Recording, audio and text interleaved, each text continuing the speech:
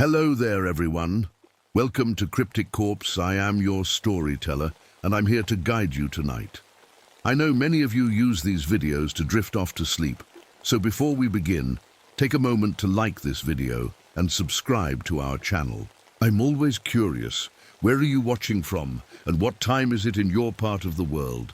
Now find your cozy spot and relax. The helicopter's rotors carved through the thin mountain air as Marcus Donovan surveyed the abandoned logging camp below. Even from 100 feet up, he could see the potential: defensible perimeter, clear sight lines, and isolation that would force his corporate clients to actually learn something instead of reaching for their cell phones every 5 minutes. "Jesus, Mark, you sure this place is safe?" shouted Tom Brennan, a soft-bellied insurance executive who'd paid $3,000 to learn survival skills he'd hopefully never need.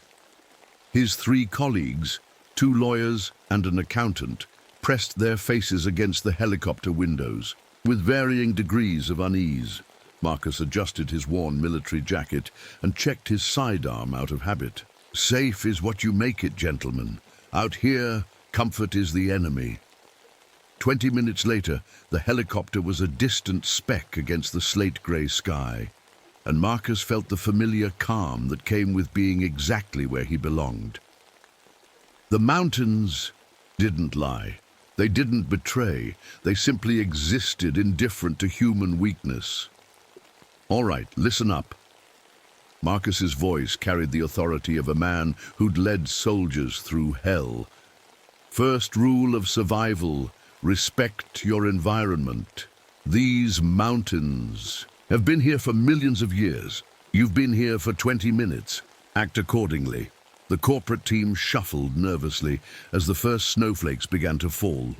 Marcus had deliberately chosen early November for maximum psychological impact. Cold enough to be uncomfortable, isolated enough to be frightening, but manageable for city dwellers who thought hardship meant a delayed flight. As they established base camp in the largest remaining structure, Marcus found himself drawn to the ruins scattered throughout the clearing. Rotted wooden foundations, rusted equipment, and weathered stumps told the story of men who'd tried to claim these mountains and lost. He'd researched the site before choosing it. The Whitman Logging Company had operated here in 1953 before abandoning the camp mid-season. The official report cited unexpected weather conditions and equipment failures. The unofficial story, whispered by old-timers in nearby Hamilton, was more interesting.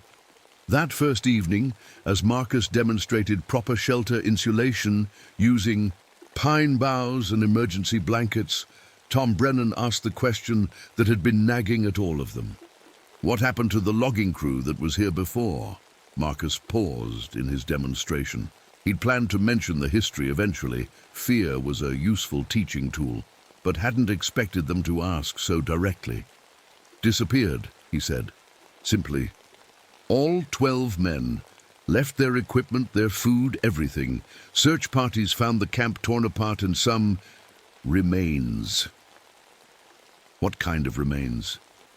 This from Jennifer Walsh, the accountant. She was sharper than the others, less likely to panic, but Marcus could see the calculation in her eyes, the kind that suggested they didn't leave voluntarily. Marcus finished tying down the shelter tarp with practiced efficiency. But that was over 20 years ago. Different crew, different circumstances. He didn't mention the journal he'd found earlier that day, tucked inside a rotted footlocker. The final entry, dated November 15th, 1953, was written in an increasingly erratic hand. "The wolves ain't normal. Jake swears he saw one walking upright by the tree line. Tracks show 5 toes instead of 4. They watch us work from the shadows, and Christ help me, I think they're planning something." The howling comes from all directions at once, like they're talking to each other. "We're getting out of here come morning, weather be damned." There had been no mourning for the Whitman crew. As darkness fell over the camp, Marcus led his charges through basic fire-building techniques and night watch protocols. The temperature dropped 20 degrees once the sun disappeared behind the peaks, and the corporate team huddled close to their fire, jumping at every snap of settling wood. "It's so quiet," whispered David Chen, one of the lawyers. "Where are all the normal forest sounds?" Marcus had noticed it too. No owls, no rustling of small mammals, no insects. Just the whisper of wind through pine needles and the occasional crack of expanding ice. In Vietnam, silence like this had meant only one thing: predators nearby. He was checking the perimeter when he found the first tracks. The beam of his flashlight illuminated impressions in the soft earth near the camp's eastern boundary. Wolf tracks definitely, but wrong somehow. Too large, spaced too far apart, and there, Marcus knelt for a closer look, were those thumb impressions. He swept his light in a wider arc and found more tracks. Lots more. They formed a rough circle around the camp, as if something had been pacing the perimeter, studying their defenses. Marcus straightened, his hand instinctively moving to his pistol. In the distance, barely audible over the wind, came a sound that made his blood freeze. Howling, but not from one animal, from many. And they weren't howling at the moon. They were howling at the camp. As Marcus hurried back to the fire, the first flakes of what would become a 3-day blizzard began to fall in earnest. By morning, they would be trapped. And they were no longer. Alone in the mountains, Marcus woke before dawn to 18 inches of snow and the sound of Tom Brennan retching behind a tree. The corporate executive stumbled back to the fire, his face pale and shaking. "There's something out there," Tom whispered. "I went to take a piss and I heard breathing right behind me, but when I turned around, nothing." "Probably just the wind," Marcus said automatically, but his eyes were already scanning the tree line. Fresh snow had covered the tracks from the night before, but he could see disturbed patches where something large had moved through the drifts. "Wind doesn't breathe like that," Tom insisted. "It was deliberate, like something was smelling me." The others gathered around the fire, warming their hands and complaining about the cold. Marcus let them grumble while he studied the perimeter. The snowfall had been too heavy for helicopter extraction, and the trail they'd hiked in on was now impassable. They were effectively trapped until the weather cleared, which, according to his radio's weather service, wouldn't be for at least a week. "Gentlemen and lady," Marcus announced, "we're going to be here longer than planned. The storm system is larger than predicted." The panic was immediate and predictable. Jennifer demanded to know why they hadn't been evacuated sooner. The lawyers threatened lawsuits. Tom simply sat down heavily and put his head in his hands. "This is exactly why you're here," Marcus continued calmly. "Survival isn't about controlling your environment. It's about adapting when your environment controls you." He set them to tasks, improving their shelter, organizing food supplies, establishing a proper waste disposal system. Busy hands and minds were less likely to panic, but even as he drilled them on basic survival protocols, Marcus found his attention drawn to the forest around their camp. The trees had changed. It was subtle, bark stripped away in long parallel, gouges about 8 feet off the ground, too high for any normal animal, too deep for accidental damage. The marks followed no natural pattern, but seemed to form boundaries, warnings carved in living wood. That afternoon, while teaching the group about foraging and water purification, Marcus heard it again, the howling. But this time, he noticed something that made his military-trained mind go cold with recognition. The howls were coordinated. One would start from the north, answered immediately by another from the south, then west, then east. Not random animal calls, but deliberate communication. Like radio chatter between units positioning themselves for an assault. "Mr. Donovan?" Jennifer's voice cut through his analysis. "You're scaring us." Marcus realized he'd been standing frozen, listening, his hand on his weapon. The corporate team was staring at him with growing alarm. Just keeping alert, he said. Always be aware of your surroundings. But privately, he was remembering Vietnam, the way the jungle would go silent before an ambush, the feeling of being watched by intelligent eyes that saw him as prey. That night, Marcus volunteered for first watch. He sent the others to their shelters with strict instructions to stay inside no matter what they heard. As the fire settled to glowing embers, he sat with his back to a tree and his rifle across his knees, watching the darkness beyond their small circle of light. The attack on Tom happened at 3 a.m. Marcus had been fighting sleep, his eyelids heavy despite the cold, when Tom's scream split the night. Not a shout of surprise or fear, but a primal shriek of terror that spoke of teeth and claws and imminent death. Marcus was moving before the echo died, his rifle up and ready. He found Tom 40 yards from camp, lying in a spreading pool of blood that steamed in the frigid air. But Tom was alive, gasping and pointing with a shaking hand toward the tree line. It was huge, Tom whispered as Marcus dragged him back. Toward the fire, walked on 2 legs, had hands but wrong hands, and the eyes, Jesus, Mark, it looked at me like it knew me. The wounds were bad, deep gouges across Tom's chest and arms, but survivable with proper treatment. Marcus's field medic training kicked in as he cleaned and bandaged the cuts, but part of his mind was cataloguing details that didn't fit. The claw marks were too precise, too controlled, and the blood trail leading away from the attack site showed something that made no sense. Footprints that started as massive wolf paws and gradually became more human-like as they disappeared into the forest. As Marcus worked on Tom's injuries, the howling started again, closer this time and definitely surrounding them. But there was something new in the sound, a quality that raised the hair on his neck and arms. They sounded pleased. The next morning brought a visitor. Marcus was reinforcing their shelter when a voice called out from the forest edge. "Hello, the camp! Don't shoot! I'm human!" A man emerged from the tree line, hands raised peacefully. Tall, lean, with the easy movements of someone comfortable in the wilderness. He wore modern hiking gear and carried a professional backpack. But his eyes held an alertness that Marcus recognized from his own mirror. "Name's Jake Morrison," the stranger said, approaching slowly. "I was hiking the high trail when the storm hit. Saw your smoke and hoped you might have room for one more." Marcus studied the man carefully. Something felt off, but he couldn't pinpoint what. Morrison's gear was high quality, but showed no signs of wear. His boots were clean despite 3 days of snow. And those eyes... "How did you get past the storm?" Marcus asked. Morrison smiled, showing very white teeth.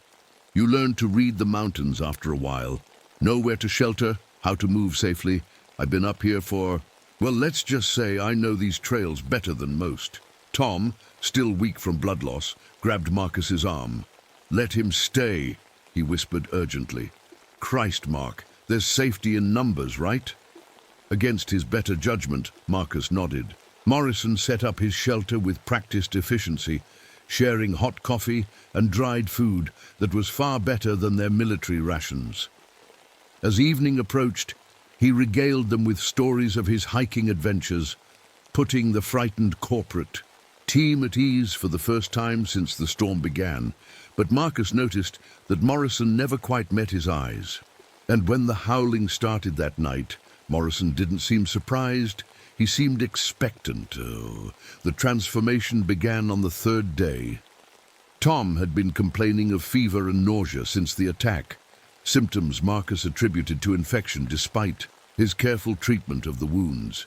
But as Tom's temperature spiked and his pupils dilated, Marcus began to suspect something far worse than sepsis. "The cuts are healing too fast," Jennifer observed, unwrapping Tom's bandages for the daily cleaning. "Look at this. They're already scarring over." She was right. Wounds that should have taken weeks to heal were sealing themselves with unnatural speed, and the new tissue was tougher, more elastic than normal human skin. Tom's behavior was changing, too. He developed an aversion to their usual food, complaining that everything tasted wrong and dead. But Marcus caught him eating snow, stained with blood from the site of his attack, lapping it up like an animal. "We need to get him to a hospital," David Chen insisted. "This isn't normal infection. He needs real medical attention." Morrison, who'd been quietly helpful for 3 days, finally spoke up. "Nearest hospital is 200 miles through mountain passes that'll be closed until spring. Tom's not going anywhere." There was something in Morrison's tone that made Marcus look at him sharply, a certainty that went beyond weather reports and trail conditions. That night, Marcus volunteered for watch duty again, but this time he had a different agenda. Instead of watching the forest, he watched Morrison. The stranger slept fitfully, tossing and mumbling in what sounded like multiple languages. But it was the sounds he made that raised Marcus's hackles, growls and whimpers that belonged in no human throat. At 2 a.m., Morrison sat up abruptly. His eyes reflected the firelight like mirrors as he scanned the camp, then rose smoothly to his feet. Without making a sound, he walked to the edge of their clearing and stood perfectly still, head cocked as if listening. Then he began to howl. It started low in his chest, rising to a pitch that hurt Marcus's ears and seemed to vibrate in his bones. And from the forest came answering calls, not just one or two, but many, a conversation in a language older than human speech. Morrison finished his call and turned back toward camp. In the dying firelight, his face was no longer entirely human. The jawline had extended, the teeth grown sharp, and his eyes held an intelligence that was predatory and calculating. He saw Marcus watching and smiled with too many teeth. "You can't stop what's already begun," Morrison said in a voice that was half-growl. "The pack has been patient, but patience has its limits." Marcus was reaching for his rifle when the attack came from 3 directions at once. They burst from the tree line like nightmares given form, creatures that blended the worst, aspects of wolf and human, into something that should not exist. 8 feet tall, covered in coarse fur, moving with fluid coordination that spoke of shared intelligence. Marcus got 2 shots off before the nearest creature was on him, batting his rifle aside with casual strength. Claws raked across his chest. As he rolled away, military training warring with the primal terror of facing something that violated every natural law. The corporate team was screaming, running in panic, but there was nowhere to go. The creatures, pack members, Marcus realized with crystal clarity, had surrounded the camp completely. This wasn't a random attack, but a carefully planned operation, and Morrison was orchestrating it. The stranger had completed his transformation, standing now as the largest of the pack. His human clothes lay in tatters around feet that had become digitigrade paws, and when he spoke, his voice carried the authority of absolute command. "Bring them down, but don't kill them," Morrison ordered. "We need them conscious for the choice." Choice. Marcus dodged another swipe of claws and rolled behind a fallen log, his mind racing. In Vietnam, he'd learned to think tactically, even in chaos, to find patterns in apparent randomness. The pack was herding them, not hunting them, driving the humans toward the center of camp like sheep into a pen. And Tom was no longer running. He stood in the middle of their clearing, swaying on his feet, his face caught between human and something else. The bite wounds on his arms were glowing with an inner heat, and when he opened his mouth, a sound emerged that was part scream and part howl. "The change is accelerating," Morrison said with satisfaction. "Usually takes 3 full days, but the fear is catalyzing the transformation. He'll be packed before sunrise." Jennifer was sobbing behind an overturned supply crate. "What do you want from us?" Morrison's lupine head tilted with predatory interest. "Want? We don't want anything from you. We want you. This territory has been ours for longer than your kind." Has walked upright. "Every few decades we recruit new members to keep the pack strong." "The logging crew," Marcus said, pieces falling into place. 1953. among others. Hunters, hikers, survey teams, anyone who ventures too deep into our domain. Morrison's yellow eyes gleamed. Your military training makes you particularly valuable, Marcus. Alpha material if you choose wisely. The choice. Marcus understood now. Join them or die. But there was a third option that Morrison hadn't considered. The military demolition charges in Marcus's pack. He'd brought them for emergency tree removal, a legitimate wilderness survival technique. But C4 had other uses, and Marcus had learned creative applications in Southeast Asia. I've got a counter-offer, Marcus said, slowly reaching into his pack. Morrison laughed, a sound like breaking glass. You have no leverage here. Your weapons are useless, your escape routes are blocked, and your teammate is already changing sides. Tom chose that moment to complete his transformation, his spine elongating and muscles bulging as coarse fur sprouted across his skin. When he turned toward his former companions, his face was no longer recognizably human, but Tom hesitated.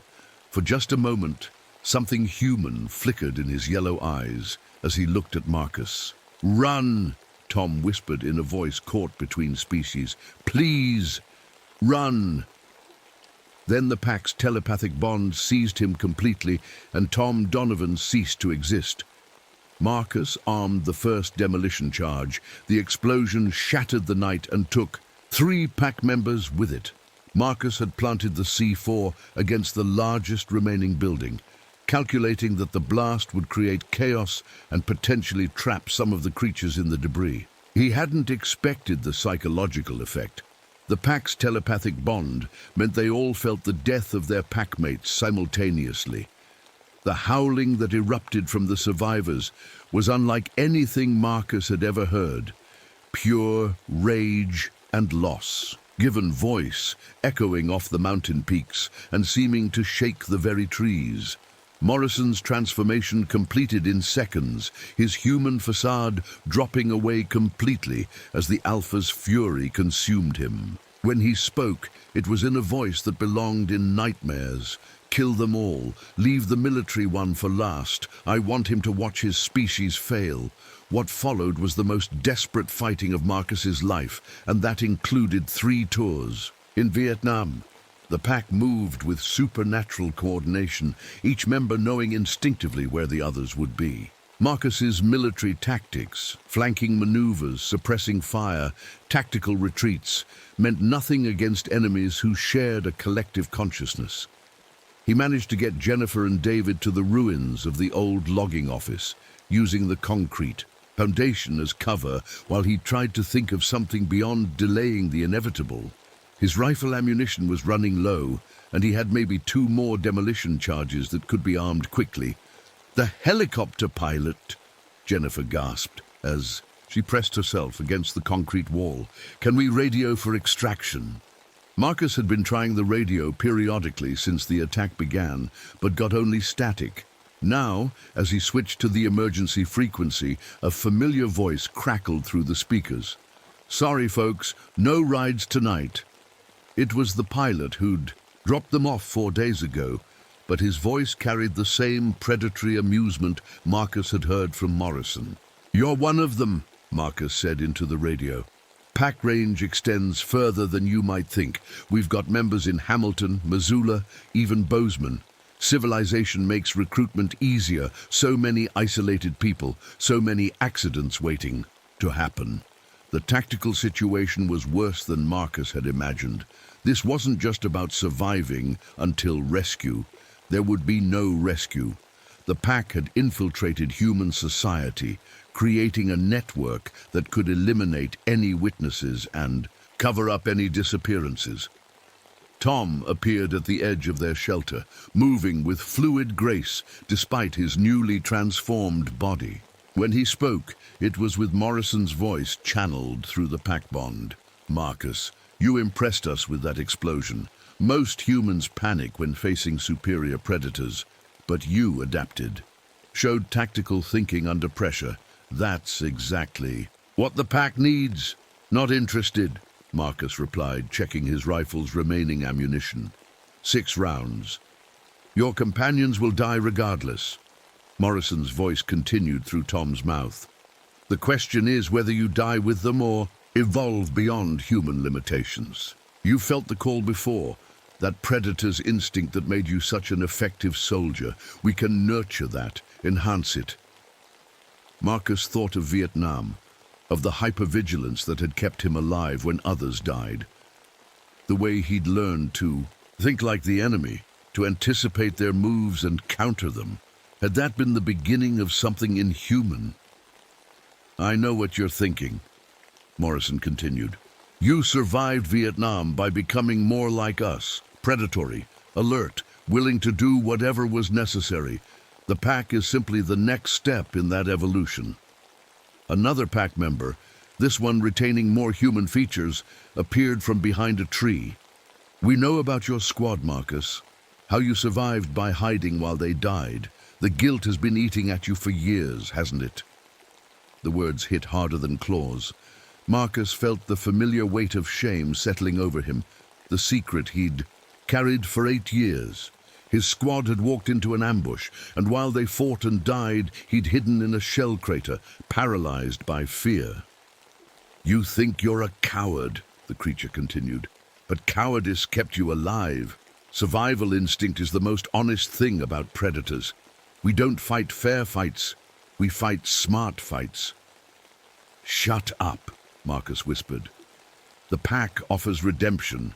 Marcus, join us, and your survival instincts become virtues instead of shame.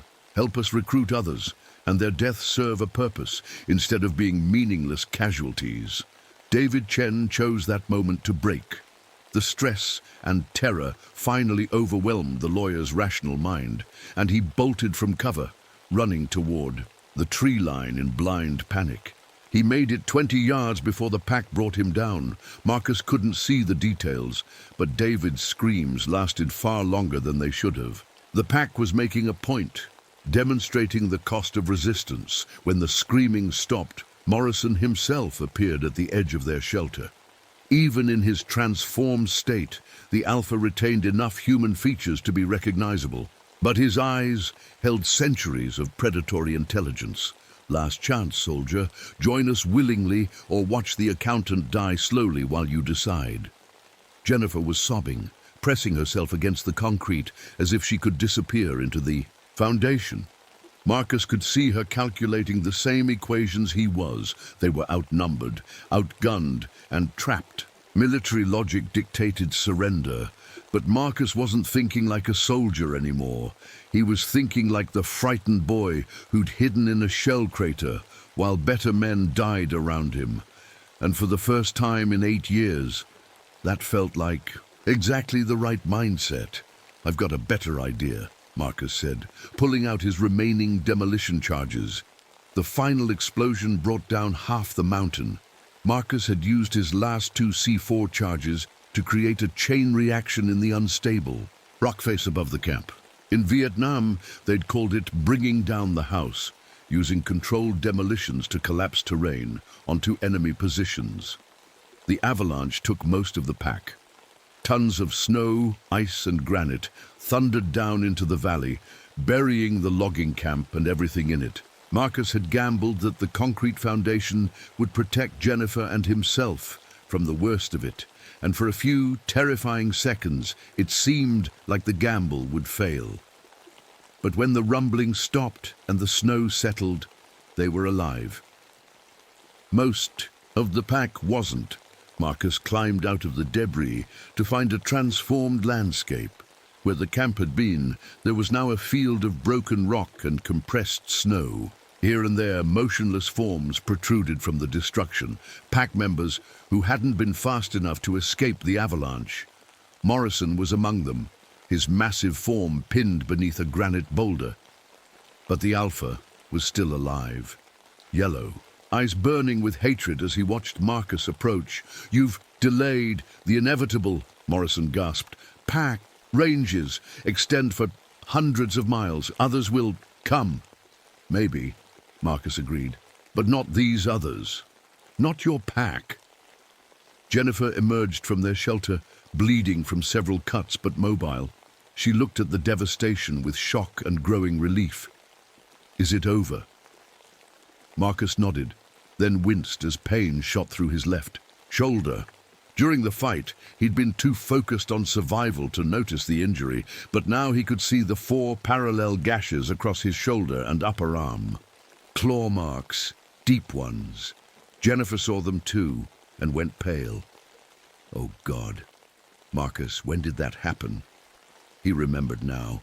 The moment when he'd been setting the second demolition charge, and one of the pack members had gotten closer than he'd realized. He'd felt the claws rake across his shoulder, but had been too focused on arming the explosive to process the implications. 3 days, Morrison whispered from beneath his boulder. 3 days, and you'll understand what you've really won. The bite, or in this case the deep claw wounds, would transform him. Marcus felt a chill that had nothing to do with the mountain air. He'd saved Jennifer and eliminated the immediate threat, but the victory was temporary. He would become what he'd fought against. "We need to get you to a hospital," Jennifer said urgently. "There might be something they can do, some treatment." "The nearest hospital is 200 miles away," Marcus replied, echoing Morrison's earlier words. "And according to our friend here, the pack has members throughout the region." The tactical situation was clear. Even if they could somehow navigate the treacherous mountain passes after the avalanche, any medical facility they reached might be compromised. And in 3 days, it wouldn't matter anyway. Marcus looked at the ruins of the camp, at the bodies partially buried in snow and debris. Tom was somewhere under that avalanche, along with David and most of the pack. A brutal accounting, but the arithmetic of survival was always brutal. "I need you to do something for me," Marcus told Jennifer. She was already shaking her head. "No, whatever you're thinking, no. You're going to hike out of here. Follow the old logging road until you reach the main trail, then head for the highway. Flag down the first vehicle you see and get as far from these mountains as possible." "What about you?" Marcus touched the claw marks on his shoulder. They were already starting to itch in a way that felt wrong, unnatural. "I'm going to stay here and make sure none of them follow you." It was a lie, and they both knew it. The pack members who hadn't been caught in the avalanche were either dead or dying. But Marcus needed Jennifer to leave before the transformation began, before she saw what he would become. She argued, pleaded, and finally threatened to stay by force. But Marcus had learned something important during the battle. Sometimes the greatest courage was knowing when to retreat. He convinced her by appealing to her survival instincts, making her see that leaving was the smart, tactical choice. After she disappeared into the forest, Marcus gathered what supplies he could from the wreckage and settled in to wait. The change began on the second day with fever and nausea, just as it had with Tom. But Marcus had the advantage of knowing what was happening. He could feel his consciousness expanding, becoming aware of others of his kind, scattered throughout the region. The pack bond was reforming, seeking to include him in its network. He fought it as long as he could. On the third night, as the full moon rose over the devastated campsite, Marcus Donovan looked at his hands and saw claws. He touched his face and felt a muzzle beginning to form. When he opened his mouth, the sound that emerged was part human scream and part wolf's howl. But there was something else in that sound, something that would have terrified Morrison if the Alpha had lived to hear it. Purpose. The pack had recruited Marcus thinking they were gaining a soldier. What they'd actually gained was something far more dangerous. A tactician who understood both human and wolf psychology, who could think strategically about the pack's expansion and vulnerabilities. As Marcus completed his transformation, he felt the vast network of pack consciousness opening before him. Dozens of converted humans spread across the northwestern territories, all connected by the same telepathic bond that had made Morrison's pack so formidable. But networks could be infiltrated. Hierarchies could be challenged, and Marcus had learned something in Vietnam that the pack had never considered. Sometimes the best way to destroy an enemy was from within. The howl that echoed across the mountains that night carried a message that would have chilled Morrison to his bones. The pack had gained a new member, but they'd also gained something they'd never had before, a traitor who understood exactly how they could be destroyed. In the distance, other howls answered his call, welcoming him to the pack. They had no idea what they'd just invited in. Author's note: in the folklore of the American Northwest, pack lore is simple.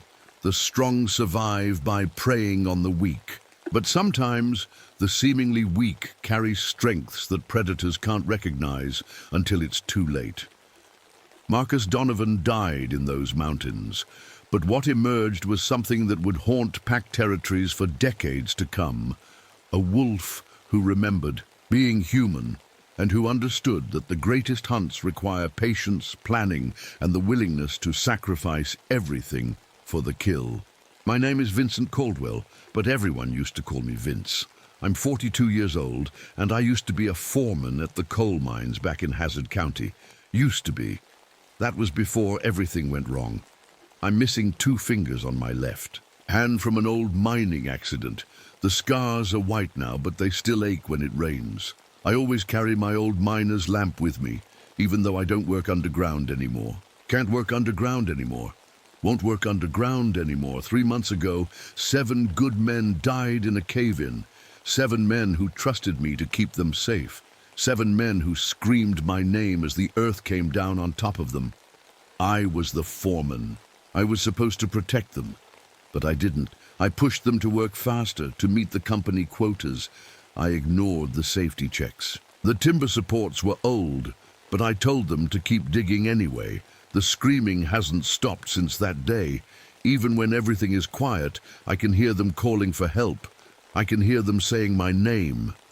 I wake up in the middle of the night sweating and shaking. My small apartment felt like a cave, the walls closing in on me. I couldn't breathe, I couldn't think. I had to get out, so I came here to the middle of nowhere. Daniel Boone National Forest, about 40 miles from the nearest town. I found this old cabin in a box canyon, surrounded by tall limestone cliffs. The previous owner left it years ago, and nobody wanted it. I could see why. The place felt cut off from the world, like being at the bottom of a deep well. But that's exactly what I wanted. Silence. Peace. A place where I couldn't hear the screams anymore. The cabin is small and simple. One room with a wood stove, a bed, and a table. There's a well outside that still works, and I brought enough supplies to last through the winter. The nearest road washed out in a flash flood 2 weeks after I got here, so now I'm really stuck. But that's okay. I want to be stuck. I want to be alone. The canyon walls rise up on all sides like the walls of a giant grave. They're made of white limestone, cracked and weathered by years of rain and wind. Strange trees grow here, all twisted and bare, even though it's still fall. Their branches look like skeleton hands reaching toward the gray sky above. During the day, the sun barely reaches the bottom of the canyon. It's always dim here, always shadowy, like living in permanent twilight. I can't tell what time it is most of the day. My watch says one thing, but my eyes tell me something else. The silence here is different from regular quiet. It's thick and heavy, like a blanket that presses down on everything. When I walk around the cabin, my footsteps echo off the canyon walls. Sometimes the echo comes back sounding different, like someone else is walking behind me. But when I turn around, there's nobody there. I've been here for 6 weeks now, and for the first time in months, I'm starting to sleep through the night. The screaming in my head is getting quieter. Maybe this place is working. Maybe I can finally find some peace. Yesterday morning, I woke up and didn't hear the voices of the dead miners right away. For a few beautiful minutes, my head was quiet. I made coffee and sat on the cabin porch, watching the fog roll between the canyon walls. It felt like I might actually be healing. That's when I found the first piece of mining equipment. I was walking around the canyon floor, just stretching my legs, when I saw something metal gleaming in the dirt. I bent down and picked it up. It was an old pickaxe, rusted and worn. The handle was cracked, but I could still see the maker's mark. It was the same brand we used in the mines back home. I kept walking and found more things. A mining helmet with a broken lamp, coils of old rope, a few pieces of what looked like blasting equipment, all of it old, probably from the 1920s or earlier. All of it scattered around like someone had dropped it in a hurry. My hands started shaking as I looked at the equipment. I came here to get away from mining, to get away from caves and darkness and the smell of coal dust. But here it was, following me even to this forgotten place. I checked my old mining maps that night. According to every survey I had, there were no caves in this area, no mines, no underground passages. The limestone here was supposed to be solid, safe. That's why I picked this spot, but the equipment was real. I could touch it, smell the rust and old metal. Someone had been mining here a long time ago, and if they were mining, that meant there were caves. Caves I didn't know about. Caves that weren't on any map. I tried to sleep that night, but the old fears came creeping back. What if there were tunnels under my cabin? What if the ground beneath me was hollow, ready to collapse? What if I could hear something moving down there in the dark? I got up and checked the cabin floor, looking for cracks or signs of settling. Everything seemed solid, but I couldn't shake the feeling that something was wrong. Something was waiting, down there in the dark, just like it had been waiting in the mine back home. As I lay in bed, listening to the wind howl through the canyon, I thought I heard something else, something that made my blood run cold. Very faintly, carried on the wind, I could swear I heard voices calling my name. The next morning, I told myself I'd imagined the voices. That's what people do when they're alone too long. They start hearing things that aren't there. I'd been through a lot of stress. My mind was playing tricks on me. I made breakfast and tried to focus on normal things. Eggs and bacon, hot coffee, the simple routine of being alive. Outside, the canyon was quiet except for the wind moving through the twisted trees. But around noon, I heard it again. Vince. Clear as day. Someone calling my name from somewhere up in the canyon walls. I dropped my coffee cup and it shattered. On the cabin floor, I stood very still, listening. Nothing but wind and the drip of water from the rocks above. Maybe it was just an echo from somewhere far away. Maybe there were other people camping in the forest, and their voices carried on. The wind! Hello? I called out. Is someone there? My voice bounced off the canyon walls, coming back as a weird, stretched echo. But no one answered. I spent the rest of the day cleaning up the broken cup and trying to stay busy. I chopped wood. I fixed a loose board on the cabin wall. I organized my supplies, anything to keep my hands moving and my mind occupied. But every few hours, I heard it again. Always the same thing. Always my name. By evening, I was getting angry. If someone was out there playing games with me, they needed to stop. I'd come here to be alone, to heal. The last thing I needed was some hiker or hunter thinking it was funny to mess with the crazy man living in the canyon. I know you're out. There, I shouted at the rocks. This isn't funny. Leave me alone. The echo of my voice came back strange and twisted.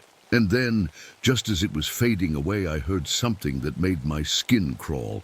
Vince, help us. It was Bobby's voice.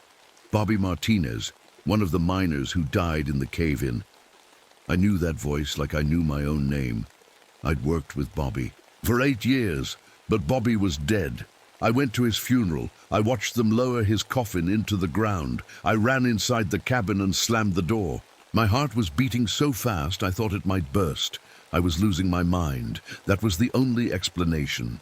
The guilt and the stress had finally broken something in my brain. I tried to use my radio to call for help, but all I got was static. The thing had worked fine yesterday, but now it was completely dead. I checked the batteries, wiggled the wires, tried different frequencies. Nothing. That night, I barely slept. Every time I started to drift off, I heard voices outside. Not just Bobby's voice, but others too. Tommy Chen, who used to bring his lunch in a red metal box. Frank Williams, who always hummed while he worked. Dave Thompson, who had 3 kids and a wife who made the best apple pie in the county. All of them dead. All of them calling my name. The voices came from different directions, sometimes from up on the canyon rim, sometimes from the rocks to my left or right, but never from the same place twice, like they were moving around up there in the dark. Got up and looked out the window, but I couldn't see anything. The canyon was black as coal at night, and my old miner's lamp didn't reach very far, just enough to show the twisted trees and the pale limestone rocks that looked like bones in the darkness. "We trusted you, Vince," came Tommy's voice from somewhere. Above. "Why didn't you keep us safe?" I pressed my hands over my ears, but I could still hear them. "The roof was creaking," said Frank's voice. "You heard it creaking, but you told us to keep working." "My kids don't have a daddy anymore," whispered Dave. I wanted to scream. I wanted to run, but there was nowhere to go. The road was washed out, and even if I could climb the canyon walls, it was 40 miles to the nearest town. Morning came eventually, grey and cold. The voices stopped when the sun came up, but I could feel them waiting, watching, getting ready to start again. I made breakfast with shaking hands. The eggs tasted like cardboard. The coffee was bitter. I kept looking over my shoulder, expecting to see the ghosts of dead men standing behind me. That's when I found the claw marks. They were on the outside wall of the cabin, right next to the door. Deep scratches in the wood, like something with very sharp claws had tried to get inside. The marks were fresh. They hadn't been there yesterday. The scratches were too big to be from any normal animal, too deep. And they were arranged in groups of 4, like fingers.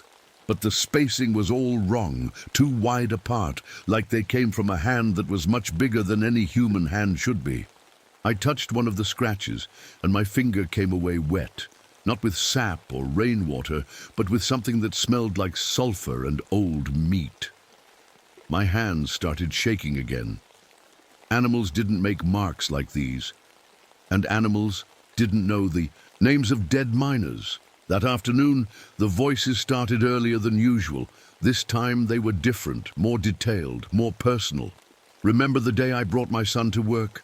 Bobby's voice drifted down from the rocks. "You let him sit in the foreman's office and wear your hard hat. He was so proud. He told everyone his daddy worked with Vincent Caldwell." I did remember that day. Bobby's boy, Miguel, couldn't have been more than 6 years old. He'd drawn me a picture of a mining truck in crayon. "You remember my wife's cooking?" asked Frank. "She always sent extra food for you in my lunchbox. Said you looked too skinny." Frank's wife, Maria, had done exactly that. She used to pack these amazing sandwiches with homemade bread and send them with Frank to share. These weren't just voices in my head. They knew things, real things. Details that only the actual miners would know. But that was impossible. Dead men don't talk. Dead men don't scratch marks on cabin walls unless they weren't really dead, unless something else was using their voices. As the sun set and the canyon filled with shadows, I realized I was in serious trouble. Something was out there in the dark, something that knew about my past, about the men who died, about my guilt and shame. Something that was using that knowledge against me. The voices started again as soon as darkness fell. This time they seemed closer, like whatever was making them had moved down from the canyon rim and was circling the cabin. I sat in the corner with my back to the wall, holding my miner's lamp like a weapon. The light made crazy shadows dance on the walls, and every shadow looked like it might be reaching for me. "Come outside, Vince," whispered Bobby's voice right outside the door. "We want to talk to you. We want to show you something." I didn't answer. I didn't move. I just sat there in the flickering light, waiting for morning and wondering if I would live to see it. I didn't sleep that night, not even for a minute. I sat in the corner of the cabin, watching the door and windows, waiting for something to break in. The voices kept talking until sunrise, telling me things about the miners that made my heart ache. When morning finally came, I was exhausted, but alive. The voices had stopped with the first light, just like before. Whatever was out there didn't, seemed to like the daytime. I made coffee with hands that wouldn't stop shaking. I needed to think clearly. I needed to figure out what was happening to me. Maybe I was having a breakdown. Maybe the guilt had finally cracked my brain, and I was hearing things that weren't there. That would make sense. That would be normal. But the scratches on the cabin wall were real. I could touch them, smell them, and they were getting deeper. I walked around the outside of the cabin in the morning light, looking for more damage. What I found made my stomach drop to my boots.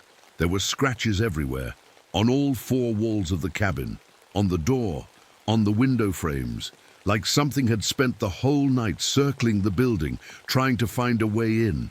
Some of the marks were so deep they went halfway through the wood, and they were all fresh, all made since yesterday, but that wasn't the worst part.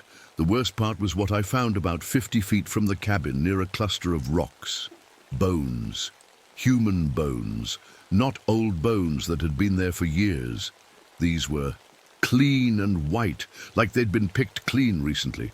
There was a skull, some ribs, pieces of arms and legs. Enough pieces to be at least one whole person, maybe more. I stood there staring at them, my coffee cup forgotten in my hand. My mind was racing, trying to make sense of what I was seeing. Had someone died out here? Had some hiker gotten lost and starved to death? But the bones were too clean, too scattered, and some of them looked like they'd been gnawed on by something. With very large teeth, I backed away from the bones and ran to the cabin. I had to get out of here. I had to climb the canyon walls, walk 40 miles if I had to, but I needed to get back to civilization and call the police. But when I looked up at the canyon walls, something made me stop cold. They looked taller than before, much taller. Yesterday I thought I might be able to climb them if I really tried. They'd looked steep but possible. Now they stretched up so high I couldn't see the top. The walls seemed to curve inward, like the canyon was closing over. My head, that was impossible. Canyon walls don't grow overnight. But I was looking right at them, and they were definitely higher than they'd been before. I was trapped, really trapped. The voices started again that afternoon, even though the sun was still up. That had never happened before. "Hello, Vince," said a new voice. A woman's voice this time, soft and kind. "I've been waiting to talk to you." I didn't recognize this voice. It wasn't one of the miners. "Who are you?" I called out, looking around the canyon. "My name is Sarah," the voice replied. It seemed to come from everywhere at once. "Sarah Mitchell. I used to live in a cabin up on Copper Ridge, about 10 miles from here." I knew that name. Sarah Mitchell had gone missing 3 months ago. The search teams looked for her for weeks, but they never found any trace. "You're dead," I said. "You disappeared. They looked for you." The woman's voice laughed, but it wasn't a happy sound. "Oh, I'm not dead, Vince. I'm right here. I've been here the whole time, waiting for someone to come and keep me company." "Where are you? I can't see you." "I'm in the dark place, Vince, the place under the rocks. It's very lonely here, but now you're here and soon we can be together." My skin felt cold all over. "I'm not going anywhere with you." "You don't have a choice," Sarah's voice said, and now it sounded different. Hungry. None of us had a choice. That's when the miners' voices joined in, all talking at once. "She's right, Vince," said Bobby. "We didn't want to come down here either. But now we're all together," added Tommy. "One big happy family." "And soon you'll join us," finished Frank. I ran inside the cabin and slammed the door, but I could still hear them talking, their voices mixing together like a chorus of the dead. For the next few hours, they told me stories. Stories about how they died, not in the mine collapse like I thought, but here, in this canyon. One by one over the years, they'd been drawn here and had never left. "I came here to hunt deer," said a voice I didn't recognize. "That was 1987. Haven't seen sunlight since." "I was camping with my family," said another. "My wife and kids got away, but I didn't." "That was 1993. I was just passing through," said a third voice. "Wrong place, wrong time, 2003. They went on and on, a parade of people who'd vanished in these mountains over the decades, all of them trapped here, all of them waiting for new company." As the sun started to set, I saw something that made me think I might still have a chance. Smoke.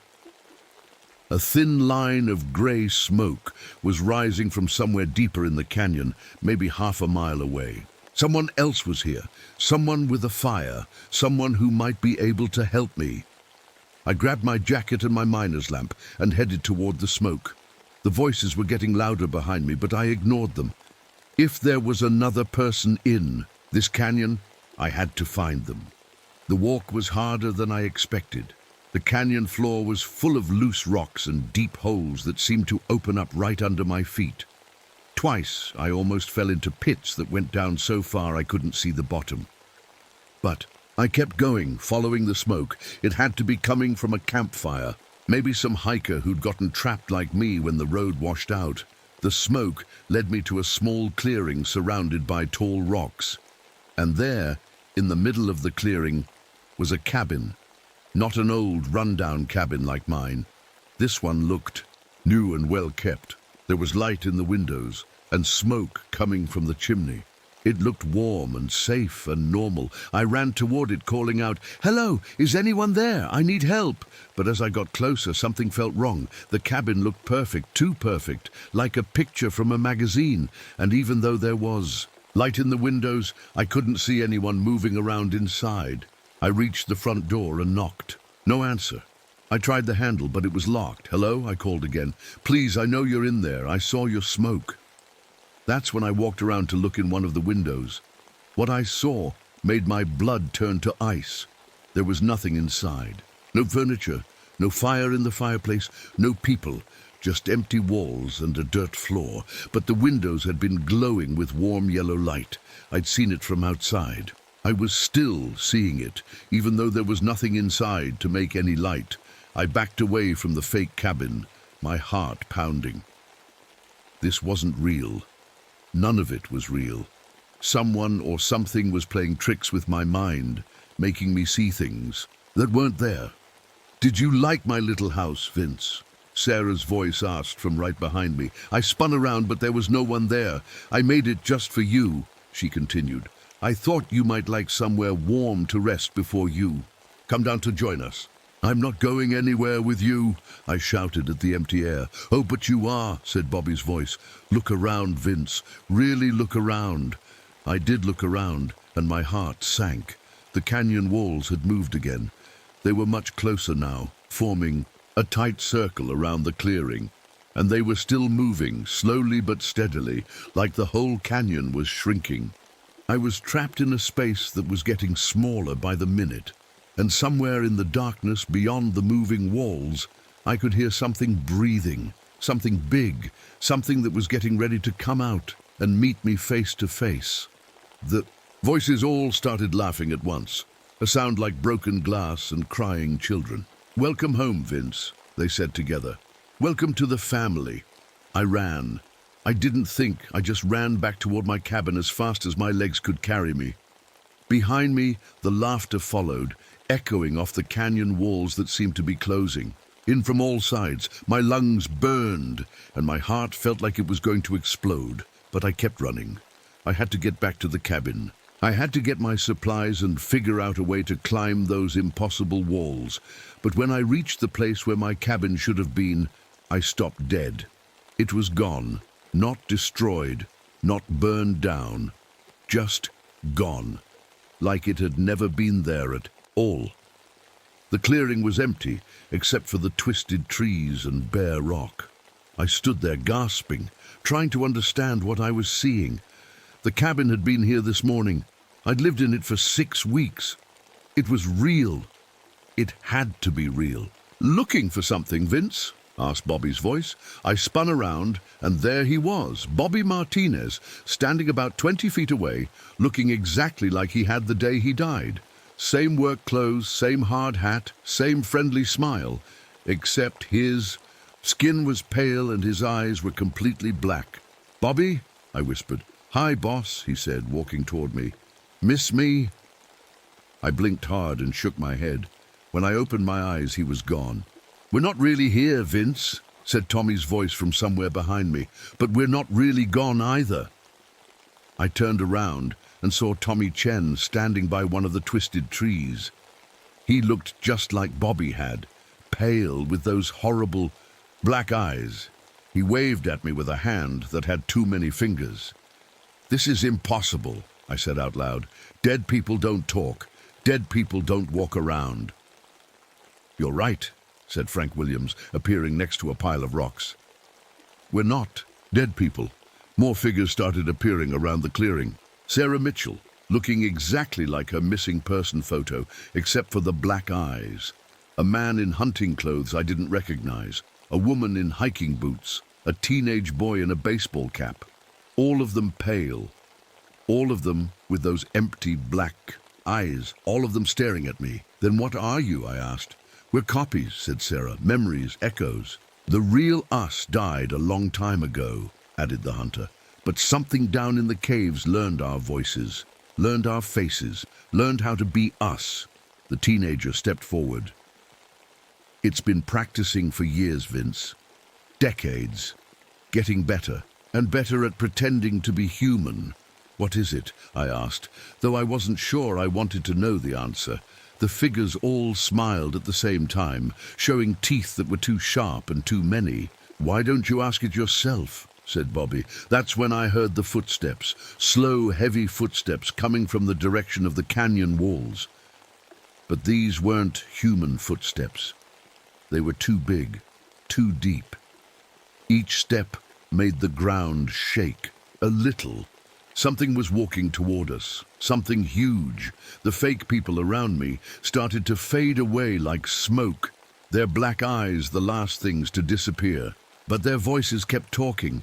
"It's been so lonely down there," whispered Sarah. "Waiting and waiting for someone new to talk to," added Tommy. "But now you're here," finished Bobby. "And it's so excited to meet you." The footsteps got closer. I could hear branches breaking, rocks falling. Whatever was coming was pushing its way through the canyon like it owned the place. I looked around desperately for somewhere to hide, but there was nowhere to go. The canyon walls had moved so close together that the clearing was only about 50 feet across now. I was trapped in a circle of pale limestone with something big and hungry coming for me. That's when I saw it. It came around a bend in the canyon wall, and I understood why the fake people had faded away. There was no room for pretense anymore. This thing didn't need to hide what it really was. It was tall, maybe 12 feet from head to foot, thin like a skeleton, but with long arms that reached almost to the ground. Its skin was white as bone, and so thin I could see dark veins underneath. Its fingers were like knives, long and sharp and stained with something that might have been old blood, but the worst part was its face. It didn't have just one face. It had dozens of them, all pressed together like a pile of photographs. I could see Bobby's face, and Tommy's, and Frank's. Sarah's face was there too, along with faces I didn't recognize. All the people who had disappeared in these mountains over the years. All of them were moving. All of them were trying to talk at once. The thing stopped about 10 feet away from me and tilted its head, studying me with eyes that kept changing color and shape as different faces moved to the front. "Hello, Vince," it said, and its voice was every voice I'd heard over the past few days, all speaking together. "We've been waiting for you." "What are you?" I managed to ask. "We are hunger," it replied. "We are loneliness. We are the thing that lives in the dark places where people disappear." The creature took a step closer, and I could smell it now. It smelled like old caves and stagnant water and things that had been dead for a very long time. "You came here to escape the voices in your head," it continued. "But you brought them with you. All that guilt, all that pain, All those beautiful, terrible memories. Stay away from me, I said, backing up until I hit the canyon wall. We don't want to hurt you, Vince, the thing said, and now it was using Bobby's voice alone. We just want to talk. We want to understand what it feels like to be human. You're not human. No, it agreed, but we want to be. Every time someone new comes here, we learn a little more. We get a little better at pretending. The creature crouched down, so its face was level with mine. This close, I could see that the different faces weren't just stuck to its head. They were part of it, like they'd grown there. But we're still missing something, it whispered. Something important, something that makes humans more than just voices and memories. What? The fear, it said, and smiled with too many mouths. The moment when you realize you're going to die. The moment when all your thoughts and feelings and memories get crushed down into one perfect, pure scream. I reached into my jacket pocket and pulled out the small bundle of explosives I'd brought from the mining equipment. Old habits die hard, and I'd always carried a few sticks of dynamite when I worked underground. Stay back, I warned, holding up the explosive. I know how to use this. The creature laughed, a sound like breaking glass and crying children. Go ahead, it said. Blow up the rocks. Bring down the canyon walls. See what happens. I looked up at the limestone cliffs towering over us. If I set off the dynamite, I might bring down enough rock to crush both of us. But at least I'd take this thing with me. The only problem, the creature continued, is that we don't really live in the rocks, Vince. We live in the caves underneath. Miles and miles of caves that go deeper than you can imagine. It pointed at the ground beneath my feet. Right now, you're standing on top of our home. And if you bring down these walls, you won't crush us. You'll just open the way for us to come, up into the world above.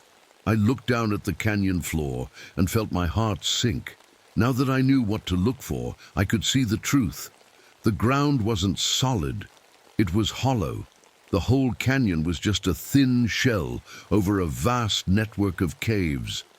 How many of you are there? I asked. Just one, it replied. But we contain multitudes. The creature stood up to its full height and spread its arms wide. In the fading daylight, it looked like a giant spider made of bones and borrowed faces. We've been down here for so long, Vince, centuries, millennia, feeding on the occasional lost soul, learning to be human, one person at a time. But it's never enough. We're always hungry for more. It took another step closer. And you, Vincent Caldwell, you're perfect. All that guilt, all that self-hate, all those voices in your head telling you that you deserve to suffer. You'll make a wonderful addition to our collection. I gripped the dynamite tighter. Maybe I couldn't kill this thing, but I could at least go out fighting. I won't let you add me to your list of victims, I said. The creature tilted its head again. And now it was wearing Sarah's face on top of all the others. Oh, Vince, it said in her voice. Don't you understand? You already are. What do you mean? I asked. But even as the words left my mouth, I was starting to understand. The creature smiled with all its borrowed faces. How long do you think you've been here, Vince? 6 weeks, I said automatically. I came here 6 weeks ago. Did you? It asked. Are you sure about that? I tried to remember. The drive up from Hazard County, finding the cabin, the first few quiet days. But the memories felt fuzzy, like trying to remember a dream. Think harder, the creature whispered.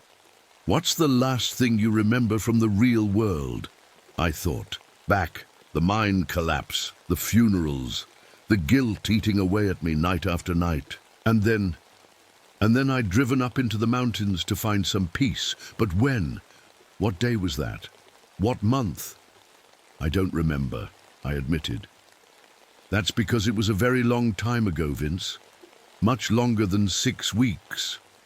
The creature began to walk around me in a slow circle, and as it moved, the canyon walls started to change. The limestone became darker, wetter. I could see openings in the rock now, cave mouths that led down into blackness.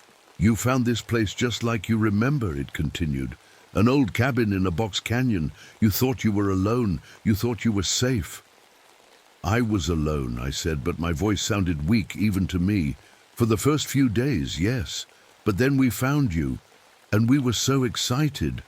A mining foreman with so much guilt, so much pain. You were perfect for us."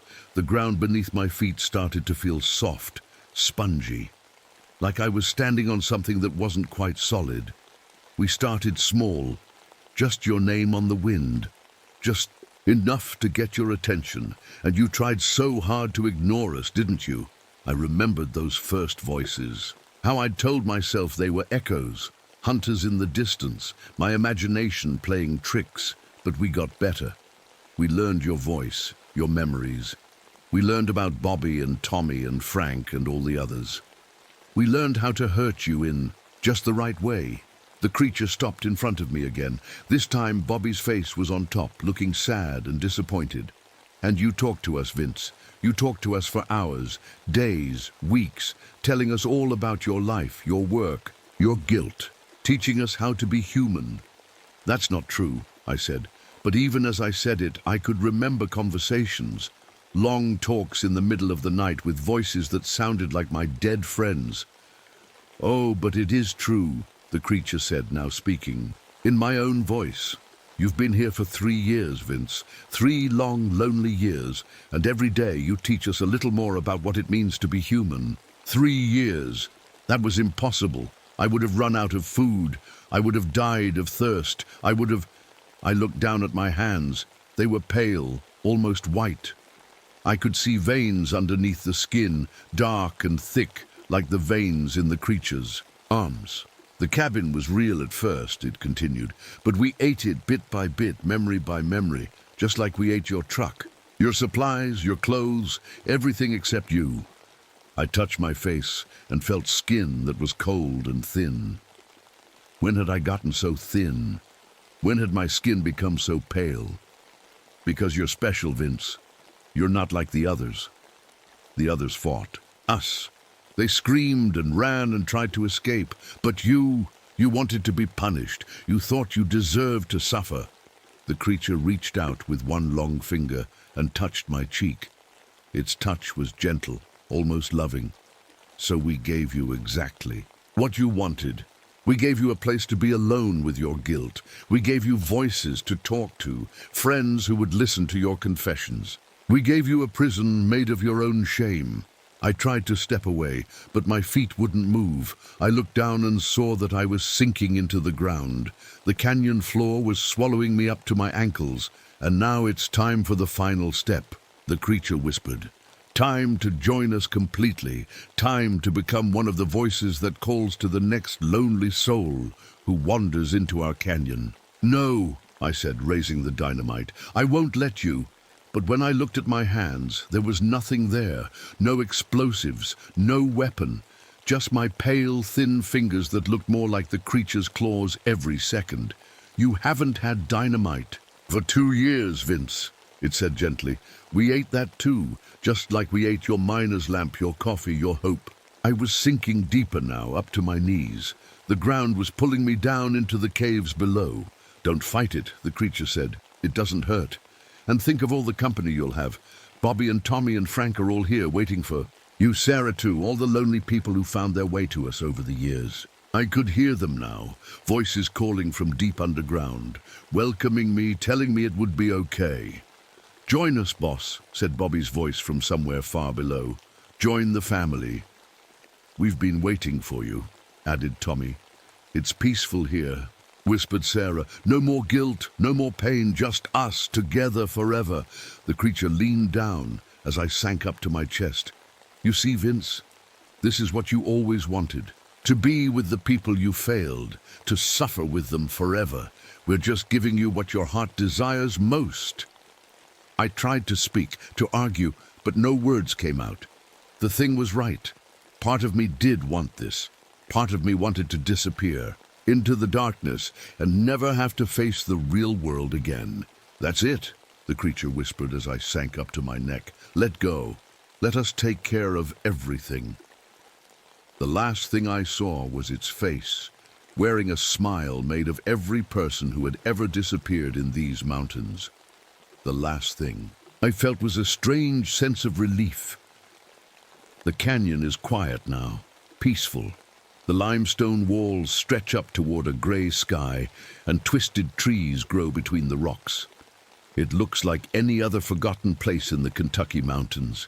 But if you listen carefully, you might hear something. Voices on the wind. Hello, they call softly. Is someone there? They sound lonely. They sound hurt. They sound like they need help.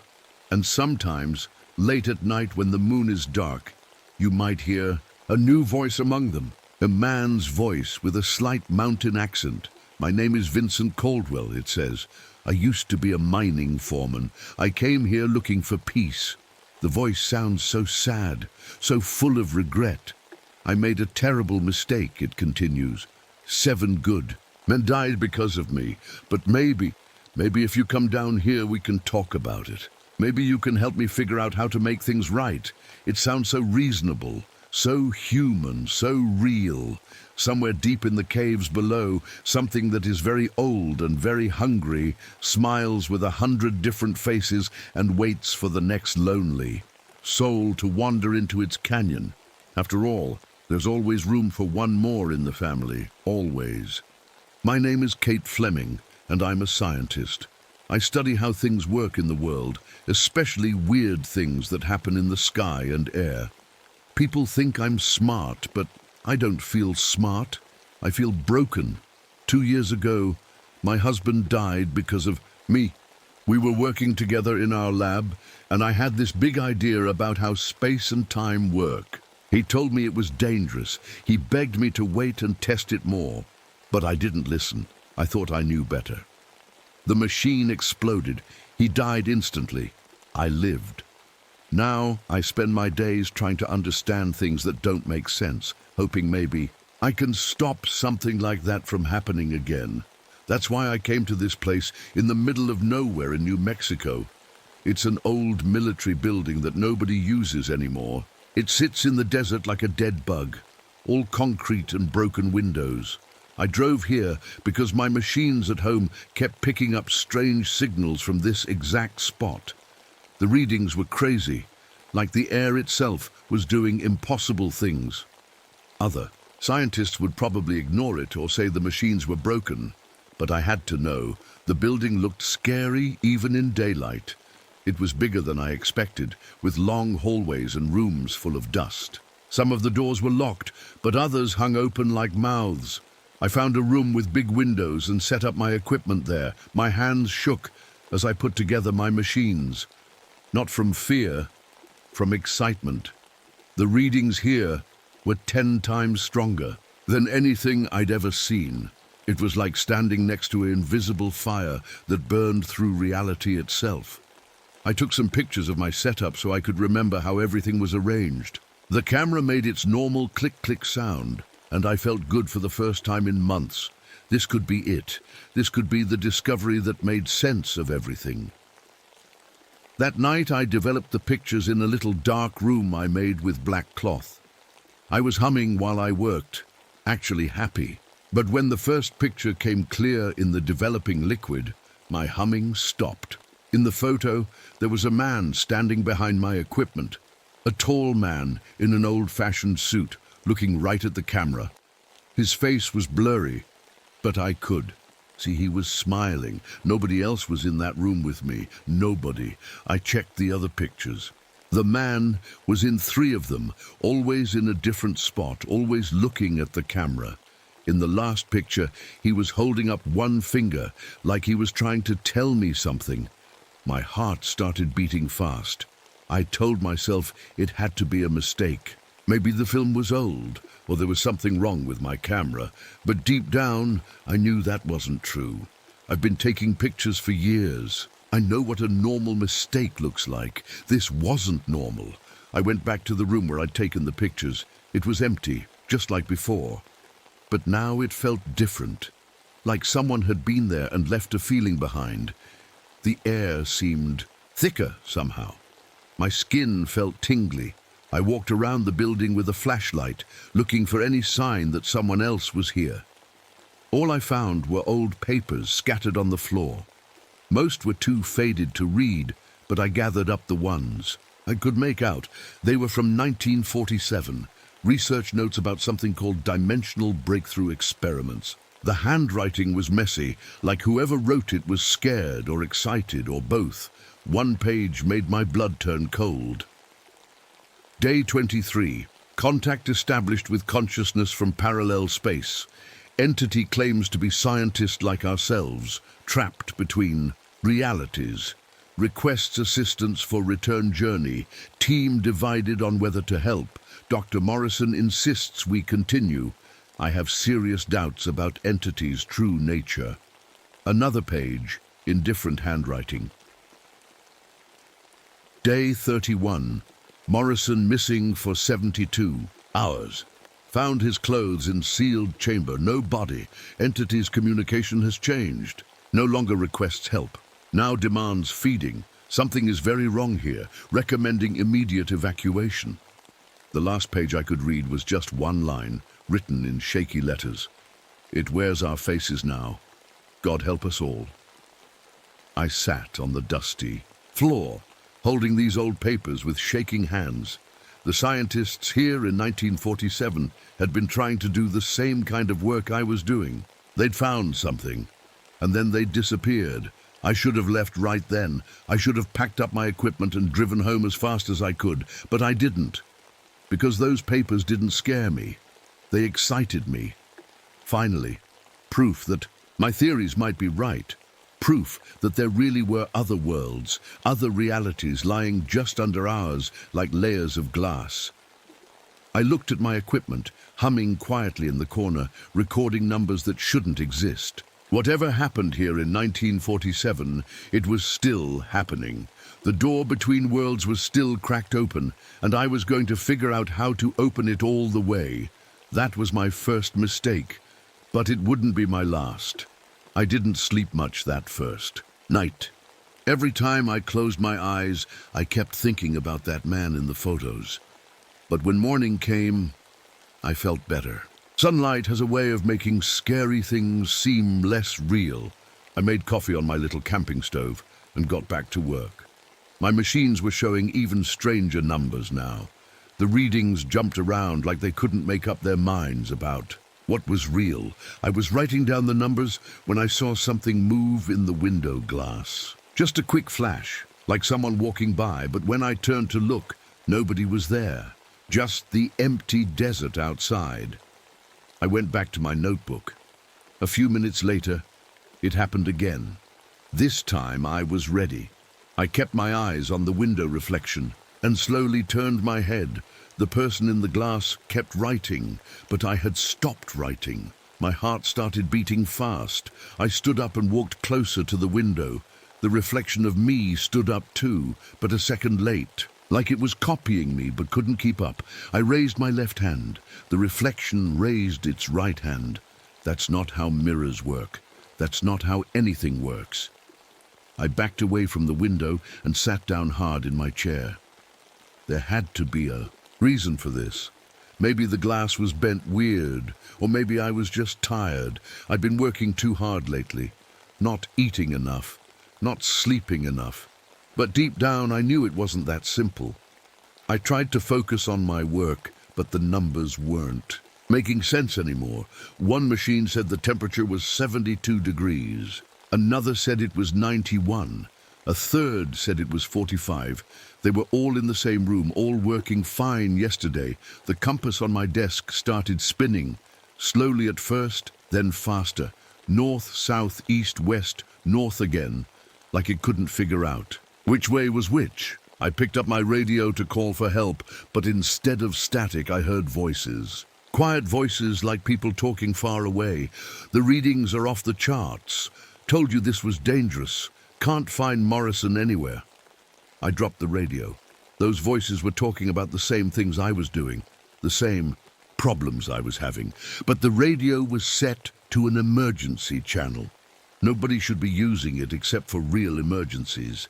I picked it up again and tried to talk. "Hello, this is Dr. Fleming. Can anyone hear me?" The voices stopped. Then, after a long pause, one of them came back. "Fleming?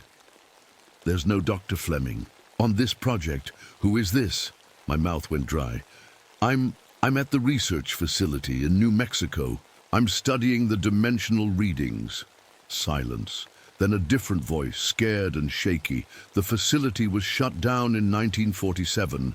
There's nobody there. There's never been anybody there." The radio went dead. I set it down with trembling hands. This wasn't possible. I was here. I was real. I could feel my heart beating, could taste the coffee I'd made this morning. I went to the bathroom and splashed cold water on my face. In the mirror over the sink, I looked tired and scared, but I looked like me. Then I blinked, and for just a second, the face in the mirror blinked at a different time. I leaned closer to the glass. My reflection leaned closer too. We were moving together now, like normal.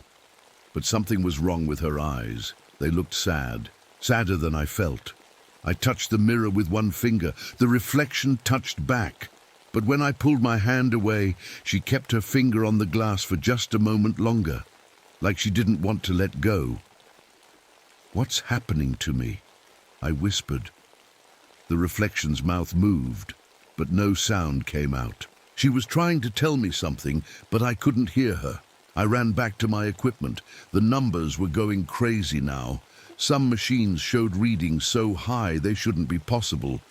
Others showed nothing at all, like they'd forgotten how to work.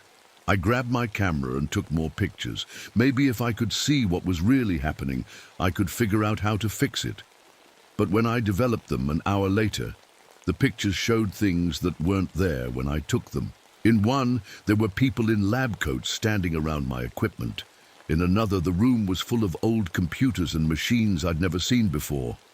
In the last picture, I was standing in the exact same spot where I'd taken the photo, but I was wearing different clothes, a lab coat instead of my jeans and sweater, and I was smiling. I never smile anymore, not since my husband died.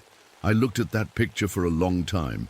The other me looked happy, really happy, like she'd just discovered something wonderful, like she hadn't made the terrible mistake that killed the person she loved most. Maybe that was a different me, a me from a world where I'd listened to my husband's warnings, where I'd been more careful, where he was still alive. The thought hit me like a punch to the stomach. What if there really were other worlds? What if somewhere, in some other reality, my husband was still alive and we were still working together?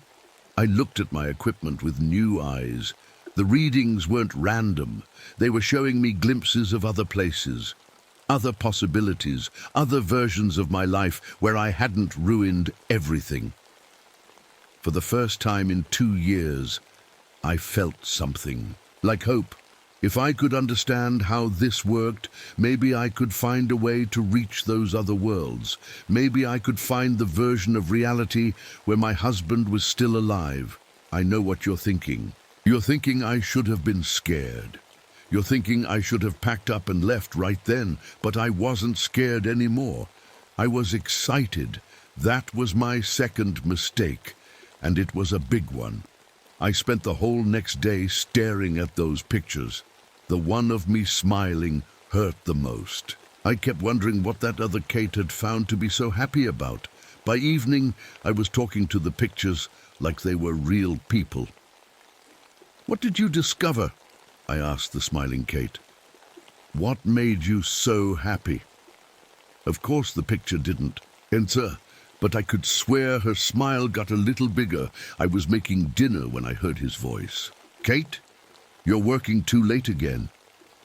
I dropped my spoon. It clattered on the floor, but I didn't pick it up. I knew that voice. I'd heard it every day for 5 years, until 2 years ago when it went quiet forever. "David?" I whispered. "I'm in the lab, honey. Come see what I found." My legs felt like water, but I walked toward the sound. He was in the room with my equipment, standing with his back to me. He wore his favorite blue shirt, the one I'd donated to charity, because seeing it made me cry. "David, you're dead. I killed you." He turned around, and there was his face, his kind brown eyes, his crooked smile, the little scar on his chin from when he fell off his bike as a kid. Everything exactly like I remembered. "Dead?" He looked confused. "Kate, I'm right here. Look at me." I wanted to run to him, to throw my arms around him and never let go. But I couldn't move. This wasn't real. It couldn't be real. "The experiment," I said. "The machine exploded. You died." "What experiment?" "Kate, you're scaring me. We decided not to do that experiment, remember? You listened to me for once." He smiled, that teasing smile I missed so much. "We're working on the safe version instead, the one that won't blow up." My heart was beating so hard, I thought it might break my ribs. "But you're dead. I've been to your funeral. I've cried over your grave." He walked closer, and I could smell his cologne, the same cologne he always wore. "Honey, I think you've been working too hard. Look around, look at our lab." I looked. The room was different. Newer equipment, different computers. A coffee mug on the desk that said, "World's okayest." Husband, the one I'd bought him for his birthday. "This isn't my lab," I said. "It's our lab, like it's always been." "Kate, you're starting to worry me. Maybe you should sit down." Part of me wanted to believe him so badly it hurt. But I knew what was real. I knew what had happened. David was dead. "Because of me." "No," I said. "This isn't real. You're not real." His face changed. The kind expression slipped away like a mask falling off. "Real enough," he said. But it wasn't David's voice anymore. It was colder, stranger. "Real enough to matter." I backed toward the door, but when I turned around, David was there too. A different David, wearing the clothes he died in. His face was sad. "Kate, why didn't you listen to me? Why did you have to prove you were right?" "I'm sorry," I whispered. "I'm so sorry." "Sorry doesn't bring me back," he said. "Sorry doesn't fix anything." I closed my eyes tight. "You're not real. Neither of you are real." When I opened them, both Davids were gone, but I could still hear them talking to each other somewhere in the building. "She's getting stronger," one said. "The barriers are thin." "Here," said the other. "Soon she'll see all of them." "All of what?" I called out, but they didn't answer. I went back to my equipment. The numbers had changed again, but now I was starting to understand what they meant. They weren't just random readings. They were showing me cracks in reality, places where other worlds were bleeding through. I started writing everything down. Times, dates, what I saw, what I heard. If I was losing my mind, at least I'd have a record of how it happened. That's when I noticed my handwriting kept changing. Sometimes it looked normal. Sometimes it was messier, like I was writing fast. And sometimes it was neater, like a different person was holding the pen. I looked at a page I'd written an hour ago. In neat handwriting it said, "David is alive in Universe 7. Equipment readings suggest stable dimensional bridge possible. Must find way to cross over." I didn't remember writing that. On the next page, in messy letters, "Don't trust the other. Versions of yourself. They're not trying to help. They want to trade places." I definitely didn't remember writing that. My hands started shaking. I was losing time, losing pieces of myself. Other versions of me were somehow writing in my notebook. While I wasn't paying attention, I went to the bathroom mirror again. This time, 3 different versions of me looked back. One was crying, one was smiling that same happy smile from the photograph, and one looked angry. The crying me mouthed the words, "Help us." The smiling me shook her head and pointed behind. The angry me was hitting the glass from the inside, trying to break out.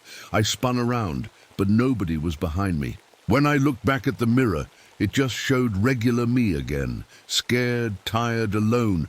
But now I could hear footsteps in the building, lots of footsteps, like a whole group of people walking around. Voices too, all talking at once. Some sounded Like me. Some sounded like David, some sounded like strangers.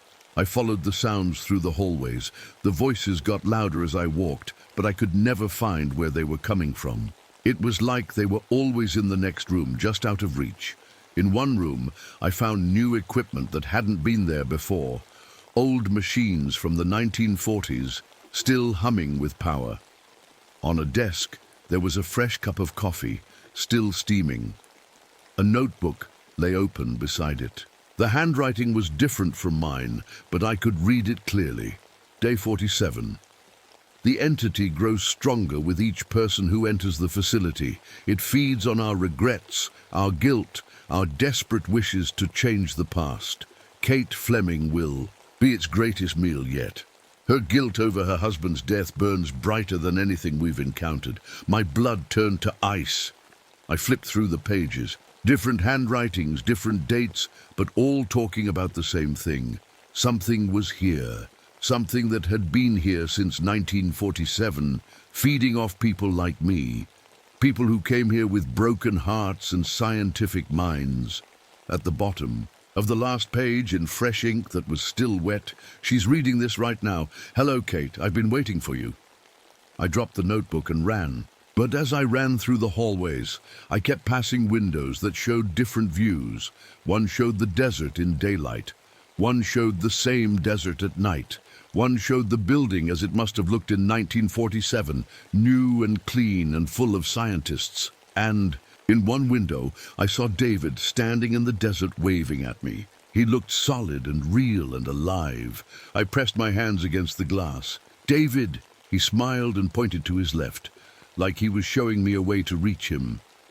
That's when I realized I wasn't looking through a window anymore. I was looking through a doorway that led to a world where David was still alive. All I had to do was step through. I reached out my hand toward the opening. My fingers felt warm air on the other side. Desert air. Real air from a real place where real David was waiting for me. But just before I stepped through, I heard a voice behind me. My own voice. "Don't do it, Kate. It's not what you think it is." I turned around and there I was, another me wearing my same clothes but looking more tired than I felt. "Who are you?" I asked. "I'm the Kate who stepped through 3 days ago," she said. "It's not David on the other side. It's something wearing his face, something hungry. But I can see him. He's right there. Look closer." I looked back through the doorway. David was still there, still smiling, still waving. But now I noticed his eyes. They were too bright, too knowing, and his smile was too wide. "What does it want?" I asked the other me. "To feed," she said, "and to get out of this place. It's been trapped here for decades, caught between worlds. But if enough of us make the same mistake, if enough of us choose to stay, it gets stronger, strong enough to break free. How many of us are there?" She pointed down the hallway. In the distance, I could see other versions of myself walking around. Like ghosts, some looked happy, some looked sad, some looked scared. Dozens, she said. Maybe hundreds. All of us came here for the same reason. All of us lost David in the same way, and all of us wanted the same thing, a chance to bring him back. I felt sick. So none of this is real? The guilt is real, she said. The pain is real. The love is real. That's what it feeds on. That's what keeps us trapped here. I looked around at the impossible building, at the windows showing different worlds, at all the other versions of myself wandering the halls like lost souls. How do I get out? The other Kate smiled sadly. That's the problem, Kate. I don't think we can. That's when we heard it. A sound like laughter, but wrong. Like something that had learned to laugh by watching humans, but didn't quite understand what it was for. The sound was getting closer. The laughter got closer, and the other Kate grabbed my arm. "We need to hide," she whispered. "When it comes looking like this, when it's not pretending to be David, it's hunting." We ran down the hallway together, but as we ran, I noticed something terrible. The other Kate's feet didn't make any sound. On the floor, and when I looked down, I could see through her just a little bit. "You're not real either," I said, stopping. She looked sad, but not surprised. "I'm real enough. I'm the part of you that figured it out 3 days ago, the part that tried to warn you. But you haven't been listening to that part of yourself for a long time, have you, Kate?" She was right. For 2 years, I'd ignored every warning, every doubt, every voice in my head that said I was being reckless. I'd only listened to the part that wanted to prove I was right. The laughter stopped. "Everything went quiet. It knows we're talking," the other Kate whispered. "It doesn't like it when we figure things out." That's when I saw it. At first, it looked like a person walking toward us down the hallway, but as it got closer, I could see it was wrong. It was too tall, its arms were too long, and it kept changing. 1 second it looked like David, the next second it looked like me. Then it looked like the man from the old photographs, then like other people I'd never seen before. But the worst part was that it was trying to look like all of them at the same time. David's face with my hair, my body with the stranger's clothes. Arms that belonged to different people, stuck onto the same shoulder. It was like someone had taken a bunch of different people and mashed them together without caring if the pieces fit. "Hello, Kate," it said, and its voice was everyone's voice, talking at once. "I've been waiting so long for you to join us. I couldn't move, I couldn't breathe. It was the most wrong thing I'd ever seen." "What are you?" I managed to say. "I'm what's left," it said. "Dr. Morrison from the 1947 experiments. At least I used to be. Now I'm everyone who ever came here looking for something they lost." It stepped closer, and I could see its eyes. They kept changing color, brown like David's, blue like mine, gray like a stranger's. But they all had the same look, hungry. "You want to see David again," it said. "I can make that happen. I can take you to a world where he never died, where you never made that mistake. All you have to do is stay. Stay. Here, stay here, with me. Feed me your guilt, your pain, your love for him. Let me taste how much it hurts to lose someone. In return, I'll show you worlds where none of it ever happened." The other Kate stepped between us. "Don't listen to it, Kate. Those worlds aren't real. It just shows you what you want to see while it eats away at your mind." The thing that used to be Dr. Morrison laughed. "She's not wrong, but does it matter? If the dream feels real, if you get to see him again, if you get to say goodbye properly, what difference does it make?" I'd thought about that. For 2 years, I'd been living with a pain so deep it felt like a physical wound. Every morning I woke up and remembered that David was gone. Every night I went to sleep knowing I'd killed the person I loved most. If this thing could take that pain away, even with lies, maybe that was worth it. "I can see you thinking about it," the creature said. "Let me show you something." The air around us shimmered, and suddenly we were in my old lab. But it wasn't destroyed. It was clean and bright, and David was there working at his computer. "Kate," he called out, turning around with a huge smile. "The experiment worked. Look, at these readings." He ran over and hugged me, and he felt real, warm and solid and alive. He smelled like his shampoo and the mint gum he always chewed when he was thinking hard. "I missed you so much," I whispered into his shoulder. "Missed me? I just saw you an hour ago." He pulled back to look at my face. "Are you okay? You look like you've been crying." "I thought I lost you." "Lost me?" "Kate, I'm right here. I'm always going to be right here." For a moment, I let myself believe it. I let myself fall into the dream of a world where everything was okay, where David was alive and we were happy and I hadn't ruined everything. But then I noticed something. David's shadow on the wall didn't match his body. It was too long, too twisted. And when he smiled, I could see too many teeth. "You're not David," I said. The fake David's face fell. "I could be. I could be David forever, if you want. All you have to do is stop fighting me." I stepped back. "No." The lab disappeared, and we were back in the hallway. The creature wasn't trying to look human anymore.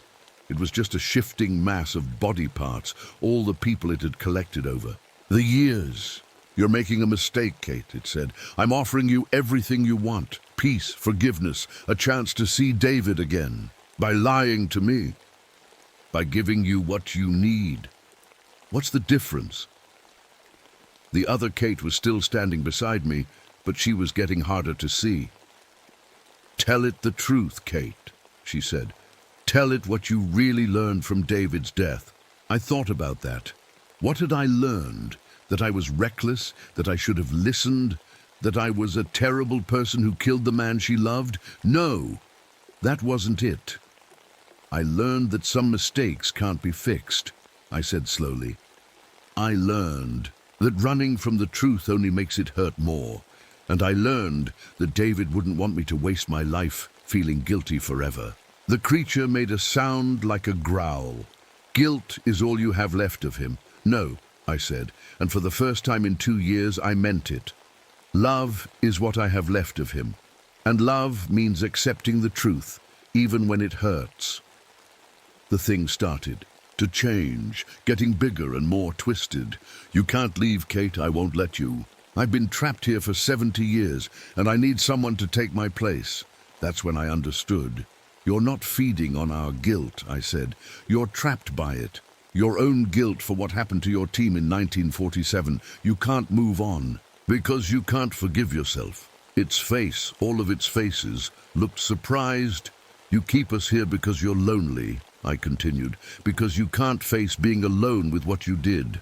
But keeping us trapped won't bring your team back.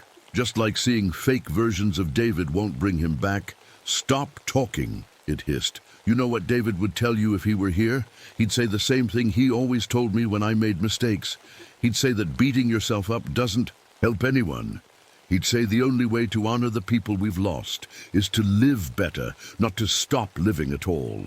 The creature was shrinking now, looking more human, more like the scared scientist it used to be. I killed them, it whispered. My whole team. I opened a door I couldn't close. I know, I said. And you've been punishing yourself ever since. But David's gone, and your team is gone, and keeping us here won't change that. The thing that used to be, Dr. Morrison looked at me with tired human eyes. How do I let go? I thought about David, about his kind face and his patient voice, about all the times he'd helped me forgive myself for smaller mistakes. The same way I have to, I said, by choosing to. The creature, Dr. Morrison, nodded slowly. Then he began to fade away, becoming transparent like the other Kate. Thank you, he said as he disappeared. I've been waiting so long for someone to tell me it was okay to stop. The building around us started to shake. Cracks appeared in the walls, and I could see desert sunlight streaming through them. The dimensional pocket is collapsing, the other Kate said. She was almost invisible now. You broke the cycle. You can leave. What about all the other versions of me? We'll fade away too. We were never really separate people anyway. Just pieces of you that got lost in the guilt. I felt sad about that, but also relieved. It was time to stop running from the truth. Time to stop trying to fix the unfixable. Will I see David again? I asked. I mean, really see him? The other, Kate smiled. You see him every time you choose to live the way he would have wanted you to. Every time you're kind to yourself, the way he was kind to you.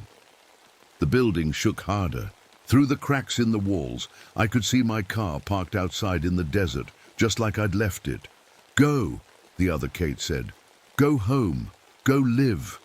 I ran toward the light, toward the real world, toward a life without David, but also without the lies I'd been telling myself about who was to blame for his death. Behind me, I heard the building collapse into itself with a sound like thunder, but I didn't look back. I ran toward the cracking walls, toward the sunlight and my car and the normal world. But just as I reached the exit, something stopped me. Not something physical, something inside my head. If I left now, the building would collapse completely. The dimensional cracks would seal up. But what happened to the next person who came here? What happened to the next scientist who picked up strange readings? from this place and came looking for answers? Because there would be a next person. I knew that as surely as I knew my own name. The dimensional weak spots were still here. The readings would still be strange. And eventually, someone else would come. Someone else with guilt eating them alive. Looking for a way to fix what couldn't be fixed. I stopped running and turned around. The building was falling apart, but slowly, like it was giving me time to think. "Kate, what are you doing?" the other Kate called out. She was barely visible, now like smoke. "You can leave, you're free. What about the next person who comes here?" "That's not your problem." But it was my problem, because I understood now what this place really was. It wasn't evil. It was just hungry and lonely and trapped. Dr. Morrison had been feeding it for 70 years with his own guilt, but he hadn't known how to control it or stop it from hurting people. But I did know. I'd figured it out. The creature needed someone to anchor it, to keep it stable between dimensions, someone who understood both the science and the pain, someone who could make sure it only fed on willing guilt, not innocent people who stumbled into its web, someone who could be its guardian instead of its prisoner. I looked back at the sunlight streaming through the cracks. I could almost taste the desert air, feel the warmth on my face. I could go home. I could start over. I could try to build a life without David, but with the love he taught me, or I could stay. "Kate, no," the other Kate said. She could see what I was thinking. "You don't have to do this." "Yes, I do," I said quietly. "Because if I don't, someone else will get hurt. Someone else will get trapped here like Dr. Morrison was, like we were." I thought about David, about what he would say if he were here. He'd probably tell me I was being too hard on myself again. He'd probably say it wasn't my job to save everyone, but he'd also understand why I had to try. I walked back into the collapsing building. The walls stopped cracking. The shaking slowed down. The building was listening to me. "I'll stay," I said out loud, "but not as your prisoner, as your partner. We'll do this right this time." I felt the presence of the thing that used to be Dr. Morrison, peaceful now, but still there. "You don't have to," his voice whispered. "I know, but I want to." David always said the best way to deal with a problem was to understand it and then fix it properly. So that's what we're going to do. The building stopped shaking completely. The cracks in the walls sealed up, but gently, like healing instead of breaking. "What do we do now?" Dr. Morrison asked. I smiled. For the first time in 2 years, I felt like I had a purpose that wasn't just about my own pain. Now we learn. We figure out how to control these dimensional weak spots. We study them properly, safely. And when the next person comes here looking for answers, we don't trap them. We help them find what they really need. And what do people really need? I thought about that. They need to know they're not alone. They need to know that making mistakes doesn't make them monsters. And they need to know that the people they've lost would want them to keep living. Over the next few days, I felt the building change around me. It became more stable, more real. The impossible rooms straightened out. The windows showed the same desert view instead of different worlds. The equipment started giving normal readings, but I could still feel the dimensional energy humming under everything. Still feel the thin spots where other realities pressed close to ours. I learned to work with that energy instead of fighting it. I wasn't trapped anymore. I could leave any time I wanted, but I didn't want to. 3 weeks later, another scientist showed up. His name was Dr. Chen, and he was studying electromagnetic anomalies, just like I had been. He was older than me, maybe 50, and he looked tired in a way that had nothing to do with the long drive through the desert. "Dr. Fleming?" he called out as he set up his equipment. "I got your message. You said you had some interesting readings to share." I'd sent out a few careful messages to other researchers, letting them know there was someone here who could help with dimensional studies.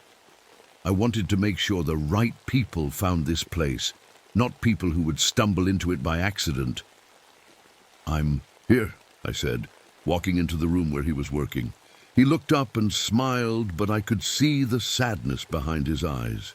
The same sadness I used to carry. "I have to ask," he said, "is this place really what the reports say it is? Because I've been studying dimensional theory for 20 years, and I've never seen readings like the ones you described." "It's real," I said.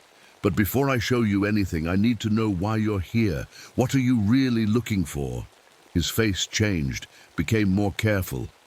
"Just scientific answers. Understanding how these anomalies work, Dr. Chen," I said gently. "I've been where you are. I know what it looks like when someone is running from something. What happened?" He was quiet for a long time. Then, very quietly, he said, "I had a daughter, Emily. She was 8. There was a car accident. I was driving. I'm sorry. I keep thinking about all the different choices I could have made that day. If I'd left 5 minutes later, if I'd taken a different route, if I'd been more careful at that intersection." He looked at me with desperate eyes. "Do you think it's possible? Other realities where she's still alive?" "Yes," I said. "I think it's possible. But Dr. Chen, those other realities can't help us. They can't bring our people back. They can only make us feel worse about the choices we did make. But what if I could see her again, just once?" I felt the building's energy respond to his pain, getting hungrier. But I was in control now. I could keep it calm, keep it from trying to trap him. "I can show you glimpses," I said, "but only to help you understand something important."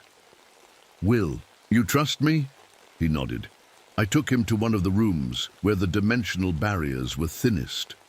With careful adjustments to the equipment, I let him see through to another reality. One where his daughter was alive, playing in a yard somewhere, laughing at something her mother had said. Dr. Chen started crying. "She's so beautiful. She's so happy." "She is," I agreed. "And in that world you're probably watching her play right now, feeling grateful for every moment you have with her." "I want to go there," he whispered. "I know. But Dr. Chen, look at her. Really look at her. She's happy because she has a father who loves her. In every reality where she's alive, you love her just as much as you do here. Your love for her doesn't depend on which world you're in." He watched his other dimensional daughter for a few more minutes, then stepped back from the viewing window. "She'd want me to be okay, wouldn't she?" he said. "Even here, even in the world where she's gone?" "Yes," I said, "she would." He stayed for 3 days. We talked about dimensional theory and grief and the difference between remembering someone and being trapped by their memory. When he left, he looked lighter somehow. Not happy, but not drowning anymore either. "Will you be okay here?" he asked, as he packed up his equipment. "All alone?" I smiled. "I'm not alone. I have my work. I have a purpose. And someday, when I'm ready, I might even have a life again." After he drove away, I sat in the desert outside the building and watched the sunset. I could feel David's presence, not as a ghost or a dimensional echo, but as a memory that brought warmth instead of pain. "I think I'm finally starting to understand," I said to the empty air. "You didn't die so I could spend the rest of my life feeling guilty. You died because sometimes terrible things happen, and the only choice we have is what we do next." The wind picked up, warm and gentle across my face. "I'm going to help people, David. People like me, like Dr. Chen, like Dr. Morrison. People who get lost in their guilt and forget how to live. Is that okay?" Of course, David didn't answer. But somehow, I knew what he would have said. He would have said he was proud of me. He would have said that helping others was exactly what he'd always hoped I would do, with my brilliant mind and big heart. He would have said that he loved me, and that love didn't end just because life did. I stood up and went back inside the building. There was work to do, people to help, a purpose to fulfill, and for the first time in 2 years, that felt like enough. My name is Dr. Kate Fleming, and I'm the guardian of the space between worlds. I study the places where realities touch, and I help lost people find their way home to themselves. If you ever find yourself drawn to strange readings in the desert, to places where the impossible seems possible, remember this: the people you've lost don't want you to join them. They want you to live, and sometimes that's the hardest choice of all. My name is Robert Crenshaw, but everyone calls me Bobby. I'm 38 years old, and I guide rich folks through Alaska's wilderness when they want to hunt big game. It's dangerous work, but that's exactly why I do it. I wasn't always a hunting guide. 3 years ago, I worked on an oil rig with my younger brother Danny. We were making good money, working hard, and everything seemed fine. Then one cold morning in February, the rig exploded. 12 men died that day, including Danny. I was one of only 4 who made it out alive. The doctors said I was lucky. Lucky to be alive. Lucky to only have some frostbite scars on my hands and face. But I didn't feel lucky. I felt like I should have died with the others, especially with Danny. That's why I moved up here 200 miles north of Fairbanks. This place is so remote that the only way in or out is by bush plane. The cold here can kill you in minutes if you're not careful. The darkness lasts for months. Most people would call it hell, but for me, it feels right. Like I'm finally where I belong. Today, I was taking a client named Mr. Thompson into the deepest part of the wilderness. He was a wealthy man from Texas who wanted to hunt polar bears. He paid me $10,000 for this trip, which was more money than I'd made in 6 months. But something about this job felt different from the start. "Are you sure it's safe out there?" Thompson asked as we loaded our gear into the small plane. He was a thin man in his 50s, wearing expensive winter clothes that looked like they'd never seen real cold.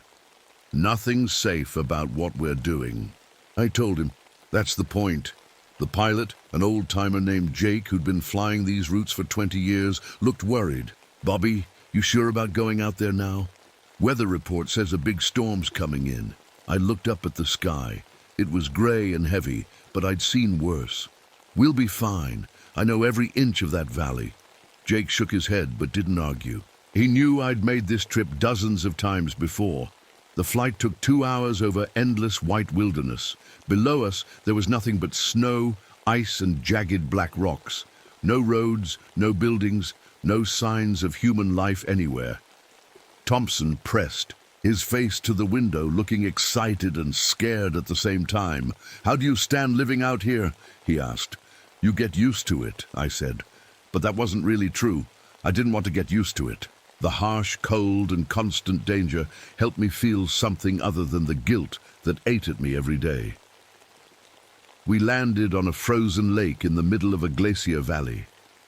The plane's skis slid across the ice with a sound like screaming metal. As soon as Jake cut the engine, the silence hit us like a wall. It was the kind of quiet that makes your ears ring. "Jesus," Thompson whispered, "it's so quiet." "That's because nothing lives out here," I said, pulling our gear from the plane. "Nothing that wants to live anyway." Jake helped us unload, moving fast. "I'll be back in 5 days," he said. "Weather holds, I'll pick you up right here at noon." "What if the weather doesn't hold?" Thompson asked. Jake looked at me instead of answering him.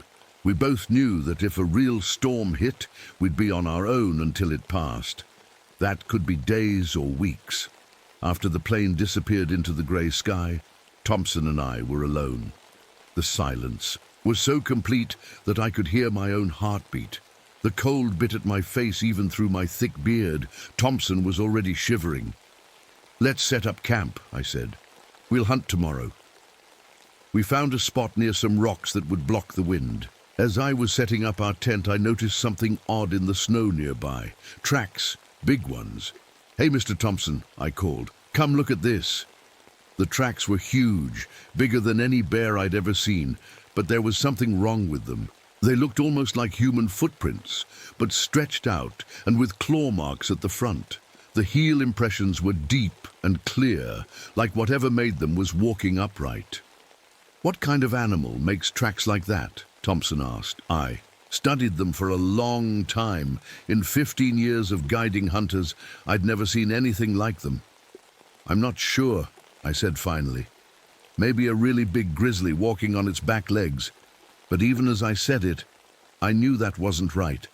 The tracks were too perfect, too human-like, and they were fresh, maybe only a few hours old. Whatever made them was still close by. That night, as we sat by our small fire eating canned soup, Thompson kept looking around nervously. "Do you think we're safe out here?" I wanted to tell him yes, but I'd learned not to lie about danger. "Safe isn't why you paid me $10,000, I said. "You wanted adventure. This is what adventure looks like." But as I said it, I took another long drink from my whiskey bottle. The alcohol helped warm me up and made the quiet feel less heavy. It also helped me stop thinking about Danny and the others who died on the rig. The wind started picking up around midnight. It howled through the rocks like something alive and angry. Thompson couldn't sleep, and honestly, neither could I. There was something about this place that felt wrong, like we weren't supposed to be here. Around 3 in the morning, I heard something that made my blood freeze. Footsteps. Big, heavy footsteps crunching through the snow outside our tent. I grabbed my rifle and listened. The steps were slow and, careful, like whatever was out there was studying our camp. Then they stopped right outside the tent wall where Thompson was sleeping. I held my breath and waited. For a long minute there was nothing but silence. Then I heard something that still gives me nightmares. A low, rumbling sound that was almost like human speech, but not quite. Like someone trying to talk with a mouthful of broken glass. The sound moved away and the footsteps started again, circling our camp. I counted them. 1, 2, 3, 12 steps. Then silence. Then 12 more steps in the other direction. Whatever was out there was walking upright, and it was smart enough to study us before deciding what to do. When morning came, I found tracks all around our tent. The same strange prints I'd seen before, but now there were dozens of them. They formed a perfect circle around our camp, like whatever made them had been watching us all night. Thompson saw them too and went pale. What the hell was that thing? The sky started changing color around. Noon. What had been gray clouds turned dark and heavy like old bruises. The wind picked up too, making a low whistling sound through the rocks. "Storm's coming," I told Thompson as I packed up our camp.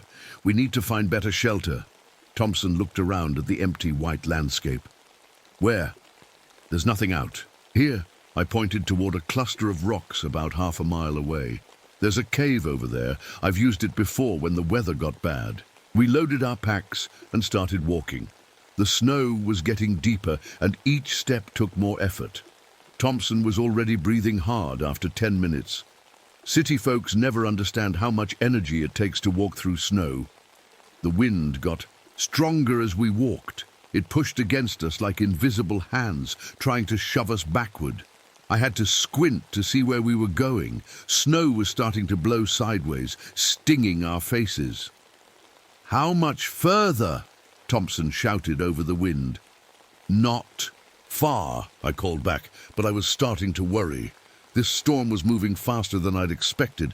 The temperature was dropping too. My breath was freezing on my beard, making little ice crystals that cracked when I moved my mouth. We made it to the rocks just as the real storm hit. The cave was small but dry, carved into the stone by wind and water over thousands of years. It would keep us alive, but it wouldn't be comfortable. I set up our sleeping bags while Thompson tried to get our small camping stove working. His hands were shaking from the cold, and he kept dropping things. "Let me do that," I said. I got the stove going and put some snow in a pot to melt for drinking water. Outside, the wind was howling like a wild animal. "How long will this last?" Thompson asked. I looked out at the swirling snow. I couldn't see more than a few feet in any direction. Could be hours, could be days. Thompson's face went white. "Days? What about our food?" That's when I remembered our emergency supply cache. Before every hunting trip, I hid extra food and supplies in a metal box about 200 yards from this cave. It was standard safety practice. If something went wrong, we'd have backup supplies to keep us alive until help came. "Don't worry," I told him. "I've got emergency supplies hidden nearby. We'll be fine." But as the hours passed, I started to feel less sure about that. This wasn't a normal storm. The wind was too strong, the temperature dropping too fast. I'd been guiding hunters in Alaska for 5 years, and I'd never seen weather change this quickly.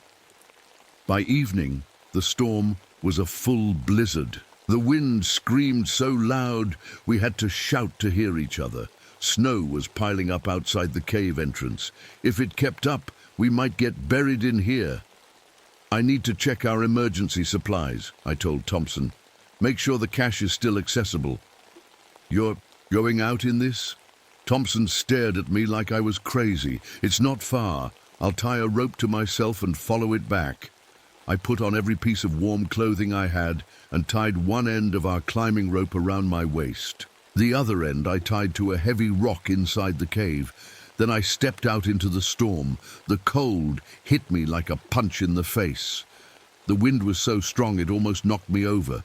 Snow was flying everywhere, stinging my eyes and filling my mouth. I could barely see my own hands in front of my face. I knew exactly where the cache was supposed to be. I'd marked it with 3 stacked rocks in a triangle pattern. But when I got to the spot, fighting through snow that came up to my knees, the rocks were gone. I searched around, following my rope in wider and wider circles. The wind was so loud I couldn't hear anything else. My face was going numb, despite my thick face mask. After 20 minutes, I found the rocks. They'd been scattered, thrown around like toys, but that wasn't the worst part. The worst part was the metal cache box itself. I found it about 50 feet away from where I'd buried it. The lid was torn clean off, and the contents were gone. All of it. The canned food, the emergency radio, the extra batteries, the first aid kit, everything. The metal box wasn't just opened, it was destroyed. The sides were bent and twisted, like something with incredible strength had grabbed it and crushed it. There were deep scratches in the metal that looked like claw marks. I stood there in the howling wind, holding the ruined box, and felt real fear for the first time since we'd arrived. No animal I knew could do this kind of damage to thick steel, and no animal would waste good food by scattering it in a blizzard.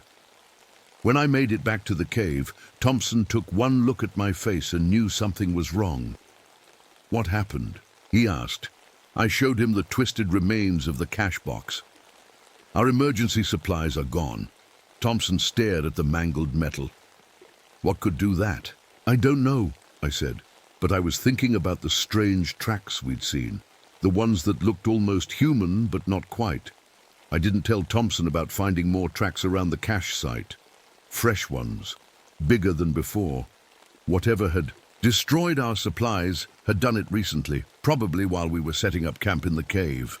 That night the storm got even worse. The wind was so loud it sounded like screaming. Snow was blowing into the cave, despite our best efforts to block the entrance.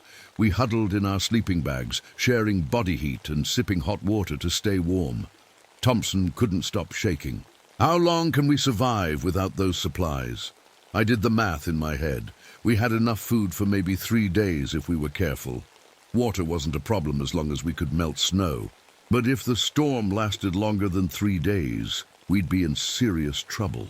"We'll be okay," I told him, but I took a long drink from my whiskey bottle. The alcohol helped me stop thinking about how bad our situation really was. Around midnight, Thompson fell asleep from exhaustion, but I stayed awake, listening to the storm. Every now and then, between the howling of the wind, I thought I heard something else. Footsteps. Heavy, deliberate footsteps moving around outside our cave. I grabbed my rifle and crawled to the cave entrance. I couldn't see anything through the blowing snow, but I knew something was out there, watching us, waiting. The footsteps moved in a slow circle around our cave, just like they had around our tent the night before. 12 steps in one direction, then 12 steps back, like whatever was making them was counting, planning. I sat there with my rifle ready, watching the cave entrance until dawn. The footsteps stopped when the storm began to calm down, but I knew they'd be back. When Thompson woke up, I was still sitting by the entrance with my gun. "Did you sleep at all?" he asked. "Someone needs to keep watch," I said. "Watch for what?" I looked out at the white wilderness, now calm and peaceful in the morning light. In the snow around our cave, I could see them clearly. The same strange tracks, forming a perfect circle around us. The storm stopped around midday, but the damage was done. We were trapped. Snow had piled up everywhere, some drifts reaching 8 feet high. The temperature had dropped to somewhere around 60 below zero. At that temperature, exposed skin freezes in minutes. Thompson was getting scared, really scared. He kept pacing around our small cave, checking his watch every few minutes. "The pilot was supposed to pick us up in 3 days," he said. "What if he can't land?" "Jake's a good pilot," I told him. "He'll find a way." But I wasn't so sure. The landing area on the frozen lake was probably covered with snowdrifts now. Even if Jake could fly in this weather, he might not be able to land. We had to get moving. Staying in the cave meant slow death from starvation or freezing, but going outside in this cold was dangerous too. One wrong step, one piece of gear failure, and we'd be dead in minutes. "We need to find food," I said, "and we need to get closer to the pickup point." Thompson looked out at the endless white landscape. "How? We can barely see 50 feet in any direction." I pulled out my compass and map. "I know this area. There's an old cabin about 2 miles south of here, built by trappers in the 1960s. If it's still standing, it'll have supplies." What I didn't tell Thompson was that I'd found that cabin before 3 years ago. It was where I'd discovered the remains of the last hunting party that had come through this valley. 2 men, frozen solid in their sleeping bags. Their gear was still there, but something had torn them apart before the cold finished them off. We packed what little we had left and started walking. The snow was knee-deep, sometimes waist-deep. Every step was a struggle. Thompson was breathing hard after just a few minutes. "I can't do this," he gasped. "It's too cold, too deep." "You can do it," I said. "One step at a time. Don't think about how far we have to go." But I was getting worried too. Thompson was a city man, soft and weak. If he collapsed out here, I'd have to choose between saving him and saving myself. And I wasn't sure what choice I'd make. We'd been walking for about an hour when Thompson stopped suddenly. "What's that?" he whispered, pointing ahead. Through the blowing snow, I could see something dark moving. At first, I thought it might be a tree or a rock. But then it moved again, and I realized it was too big to be either. I raised my rifle and looked through the scope. What I saw made my blood turn cold. It looked like a bear, but it was standing on its back legs like a person. It had to be at least 12 feet tall, maybe more. Its fur was white, almost invisible against the snow. But its eyes were what scared me. They were looking right at us, watching us, thinking. "Is that a polar bear?" Thompson whispered. "Polar bears don't get that big," I said, "and they don't stand like that." The thing tilted its head to one side, like it was studying us. Then it dropped to all fours and disappeared behind a snowdrift. "Where did it go?" Thompson asked. I kept my rifle ready and scanned the area. The creature was gone, but I knew it was still out there, still watching. "We need to keep moving," I said. "Fast!" We walked quicker now, both of us looking around constantly. Every shadow could be the creature. Every sound could be it following us. The wind made it hard to hear anything else, which made everything worse. About halfway to the cabin, we found something that made Thompson throw up in the snow. It was a piece of camping gear, a sleeping bag torn to shreds and covered in blood. The blood was frozen solid, dark red ice crystals scattered everywhere. "Oh, God," Thompson said, wiping his mouth. "What happened here?" I examined the sleeping bag. The tears weren't made by any normal animal. They were too clean, too precise. Like whatever did this had hands. Human hands, but much bigger and stronger. Someone else was out here, I said. Recently. Are they dead? I looked around at the blood-stained snow. There was a lot of it, too much for someone to survive losing. Yeah, they're dead. That's when Thompson lost it. He started crying and shaking, not just from the cold, but from fear. We're going to die out here, he sobbed. That thing's going to kill us, just like it killed them.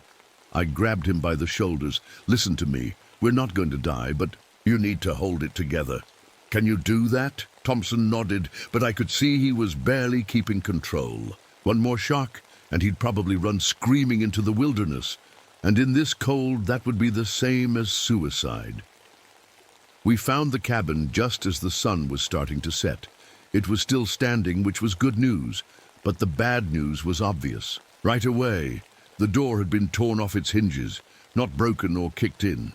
Torn off, like someone had grabbed it and ripped it away from the frame. Maybe the wind did that, Thompson said hopefully. I looked at the door, lying in the snow, 20 feet away. No wind did this. The metal hinges were bent and twisted, and there were deep scratches in the wood that looked like claw marks. Inside the cabin, everything was destroyed. The furniture was smashed to pieces. The walls were covered with those same claw marks. And there was a smell, something wild and animal-like that made my nose burn. But the worst part was what we found in the back room. 2 sleeping bags, just like the one we'd found outside. But these still had people in them. What was left of people, anyway? Thompson saw them and ran back outside to throw up again. I forced myself to look closer. The bodies were frozen solid, preserved by the cold. They'd been dead for weeks, maybe months. But they hadn't died from the cold. Something had torn them apart, just like the sleeping bag outside. Their faces were gone, their clothes were shredded, and their rifles were lying nearby, unused. Whatever killed them had been fast and smart, too fast for them to defend themselves. "We can't stay here," Thompson said when he came back inside. His face was white. "As the snow outside, we have to," I said. "It's this or freeze to death outside." I started cleaning up the cabin while Thompson sat in the corner, rocking back and forth. I moved the bodies outside and tried to fix the door. It wouldn't close properly, but I managed to wedge it mostly shut. That night, we huddled together in our sleeping bags, taking turns staying awake to watch the broken door. Every few hours, I'd hear those same heavy footsteps outside, circling the cabin. The creature was out there, waiting, planning, and I was starting to realize that we weren't the hunters anymore. We were the prey. Around midnight, Thompson grabbed my arm. "Do you hear that?" he whispered. I listened. Outside, something was scratching at the walls of the cabin. Long, slow scratches, like fingernails on wood, but much bigger. Much stronger. The scratching moved around the cabin, testing every wall, every window, looking for a way in. Then it stopped. Everything went quiet. "Is it gone?" Thompson asked. Before I could answer, something hit the door. Hard. The whole cabin shook. Whatever was outside was throwing its full weight against the door, trying to break it down. I grabbed my rifle and pointed it at the door. "Stay behind me," I told Thompson. The pounding continued for several minutes. Each hit made the door bend a little more. I could see it starting to crack. Then suddenly, it stopped. We waited in the darkness, hardly breathing. Minutes passed. Then I heard something that made my skin crawl. Laughter, low and rumbling like thunder. But there was something human about it too, like someone was enjoying our fear. The laughter faded away, and we heard those heavy footsteps moving away from the cabin. "What was that?" Thompson whispered. I stared at the damaged door, thinking about what I'd just heard. Animals don't laugh, only humans laugh. But whatever was outside wasn't human, at least not anymore. I didn't sleep that night. I sat by the broken door with my rifle, listening to every sound outside. The wind had died down, which made everything worse. Now I could hear every little noise, every crack of ice, every branch moving in the breeze. Thompson was shivering in his sleeping bag, but not from the cold, from fear. We should try the radio. Again, he said around 3 in the morning. Radio's dead, I reminded him. Has been since the storm hit. Maybe it'll work now. Maybe the storm broke something loose. I knew it wouldn't work, but I tried anyway. Just static. The emergency beacon was dead too. We were completely cut off from the outside world. When is the pilot supposed to come back? Thompson asked. 2 more days, I said. What if he can't find us? What if that thing gets him too? I took a long drink from my whiskey bottle. The alcohol helped calm my nerves, but it was also making it harder to think clearly. I knew I should save it, but I needed something to help me get through this. Jake will find us, I said, but even as I said it, I wasn't sure I believed it. When morning came, we packed up and left the cabin. I couldn't stand being there another minute, surrounded by the smell of death and those claw marks on the walls. Where are we going? Thompson asked. Back to the landing site, I said. We need to be there when Jake comes. But the truth was, I wasn't thinking straight anymore. The lack of sleep, the fear, and the whiskey were all messing with my head. I kept seeing things that weren't there. Shadows moving in the snow, faces in the ice. We'd been walking for about an hour when Thompson stopped suddenly. Did you hear that? He whispered. I listened. At first there was nothing, then I heard it too. Voices, human voices, calling from somewhere ahead of us. Help us, the voices called. Please, we're over here. Thompson started running toward the sound. There are people out there. They need help. I grabbed his arm and pulled him back. Wait! What are you doing? They need help. I listened more, and carefully to the voices. There was something wrong with them. They sounded hollow, like they were coming from far away, and they kept repeating the same words over and over. Help us. Please, we're over here. Those aren't real voices, I said. What do you mean? I'd heard stories from other guides about things like this. The cold and isolation could make you hear things that weren't there. But this felt different. This felt like something was trying to trick us. It's trying to lead us away from where we need to go, I said. Thompson stared at me like I was crazy. You think that thing can make voices? Before I could answer, the voices changed. Now they sounded like people I knew. I heard Danny, my brother who died on the oil rig. Bobby! Danny's voice called. Bobby, I'm hurt. I need help. My blood went cold. That was impossible. Danny was dead. I'd seen his body pulled from the wreckage. Bobby, please. Danny's voice came again. Don't leave me here. I started walking toward the sound before I could stop myself. It sounded so real, so much like my brother. Thompson grabbed my arm this time. Now who's being crazy? I shook my head, trying to clear it. He was right. Danny was dead. Whatever was out there was using my memories against me. We need to keep moving, I said. Don't listen to the voices. But the voices followed us. For the next 2 hours, I heard Danny calling for help. I heard the other men from the oil rig, the ones who died in the explosion. They all sounded hurt and scared, begging me to save them. Thompson was hearing voices too. He kept muttering to himself, arguing with people who weren't there. I can't do this anymore, he said suddenly, stopping in the middle of the snowfield. We have to keep going. No, Thompson's voice cracked. I'm done. That thing is going to kill us no matter what we do. He started taking off his coat. What are you doing? I asked. I'm tired of being cold. I'm tired of being scared. I knew what was happening. Hypothermia can make people do crazy things. It makes them think they're hot when they're actually freezing to death. I tackled Thompson and wrestled his coat back on him. He fought me, but he was weak from cold and fear. Listen to me, I said, holding him down. You take that coat off, you'll be dead in 5 minutes. Is that what you want? Thompson started crying. I just want to go home. Then help me get us both out of here alive. I got him back on his feet, but I could see he was breaking down. The stress was too much for him. And honestly, it was getting to me too. I was drinking more whiskey than I should. My hands were shaking, and not just from the cold. Every shadow looked like the creature. Every sound made me jump. Around noon, we stopped to rest. The sun was out, but it felt cold and distant. like it wasn't really warming anything. That's when I saw them, standing in the snow about 100 yards away, Danny and the other men from the oil rig. They looked exactly like they had the day they died. Work clothes, hard hats, everything. "Bobby," Danny called, "why didn't you save us?" I blinked hard and looked again. They were still there. "You could have prevented the explosion," another voice said. It was Mike, the safety inspector. "You knew something was wrong with the equipment."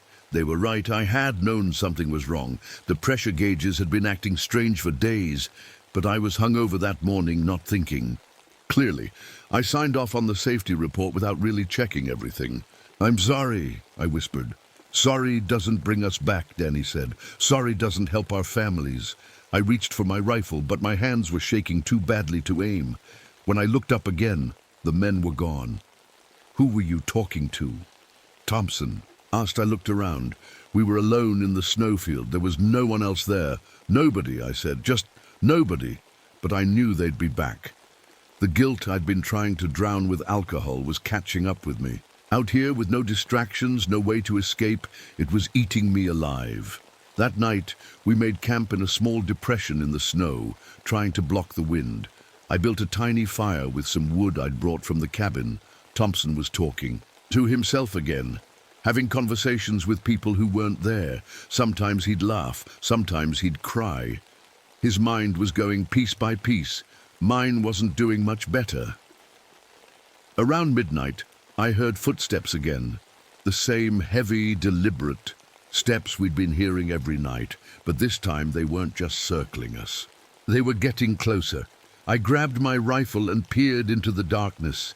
The fire cast weird shadows that made everything look threatening. "Thompson," I whispered, "wake up." But Thompson was staring straight ahead with empty eyes. He wasn't asleep. He wasn't awake either. He was somewhere in between, lost in his own mind. The footsteps stopped about 20 feet away. I could feel something watching us, but I couldn't see it. Then I heard Danny's voice again. "You should have died with us, Bobby. You know that, right?" "Shut up," I said. "You were supposed to die on that rig, but you were too much of a coward." I said, "Shut up!" I fired my rifle into the darkness. The shot echoed across the frozen landscape. When the sound died away, everything was quiet again. Thompson looked at me with wide, scared eyes. "What did you shoot at?" I stared into the darkness, where I'd heard Danny's voice. There was nothing there, just snow and ice and empty air. "I don't know," I said. The next morning, Thompson wouldn't wake up. I shook him, yelled at him, even slapped his face. Nothing. His eyes were open, but he was staring at something I couldn't see. His lips were moving like he was talking to someone, but no sound came out. "Thompson," I shouted, "we have to go.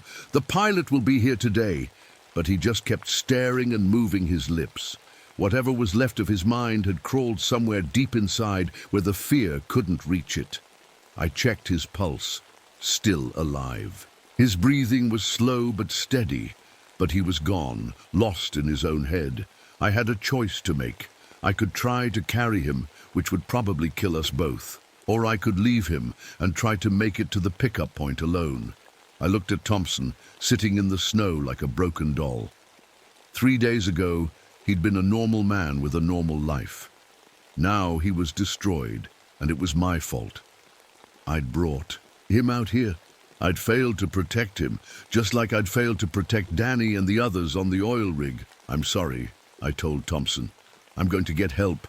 I'll come back for you." But we both knew that was a lie. If I left him here, he'd be dead by nightfall. I took most of our remaining food and water and started walking toward the landing site. Every step felt like betrayal, but I didn't have a choice. At least, that's what I told myself. The walk took 3 hours through deep snow. My legs felt like lead, and my lungs burned from breathing the freezing air. The whiskey was almost gone, and without it, the guilt was crushing me.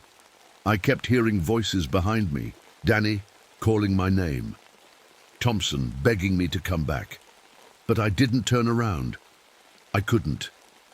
When I reached the frozen lake where Jake was supposed to pick us up, I saw something that made my heart sink. The landing area was covered with snow, drifts higher than my head. No plane could land here. I started digging using my hands and a small shovel from my pack. But for every shovelful I moved, the wind blew more snow back into place. It was hopeless. As the sun started to set, I built a small shelter from snow blocks and waited. Maybe Jake would see my signal fire. Maybe he'd find another place to land. But deep down, I knew no one was coming. That's when I noticed the moon rising over the mountains. It was full and red, like it was soaked in blood. A blood moon. I'd heard old-timers talk about them, but I'd never seen one before. The red light made everything look different. The snow looked pink, the shadows looked deeper and darker, and something about that light made me feel sick to my stomach. As the moon climbed higher, I heard the footsteps again, but this time they weren't circling at a distance. They were coming straight toward me. I grabbed my rifle and waited. The creature stepped into the red moonlight, and I finally saw it clearly. It was huge, at least 15 feet tall when it stood upright. Its body was covered in thick white fur, but its face was almost human. Almost, but not quite. The eyes were too big, too intelligent. The mouth was too wide, filled with teeth like broken glass. But the worst part was its hands. They looked like human hands, but 3 times too big, with claws instead of fingernails. The creature looked at me and spoke. Its voice was deep and rough, like gravel in a cement mixer. But the words were clear. "You should not have come here," it said. I raised my rifle, but my hands were shaking so badly I could barely hold it. "What are you?" I asked.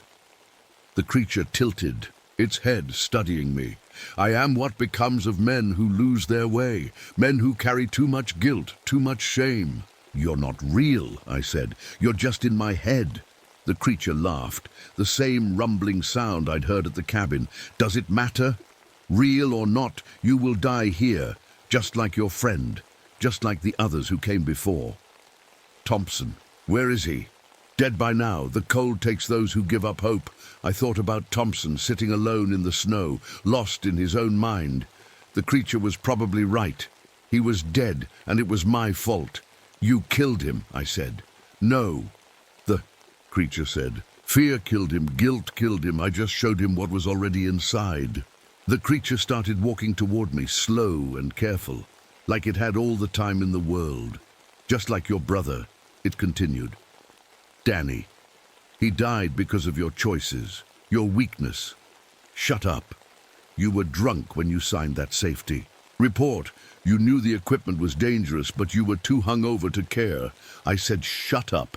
I fired the rifle. The bullet hit the creature in the chest, but it didn't even slow down. Black blood spread across its white fur, but it kept walking. "Bullets cannot kill guilt, Bobby. Bullets cannot kill shame."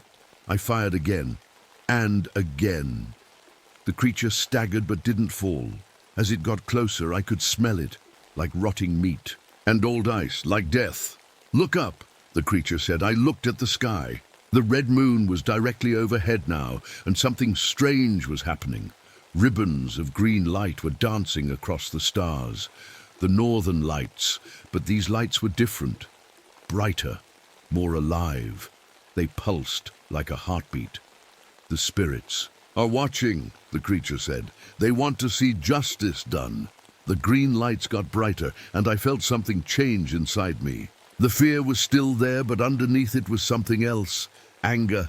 I was angry at the creature for hunting us, angry at myself for bringing Thompson out here, but mostly I was angry at carrying this guilt for 3 years. "You want justice?" I said, getting to my feet. "Fine, but I'm not the only one who should pay."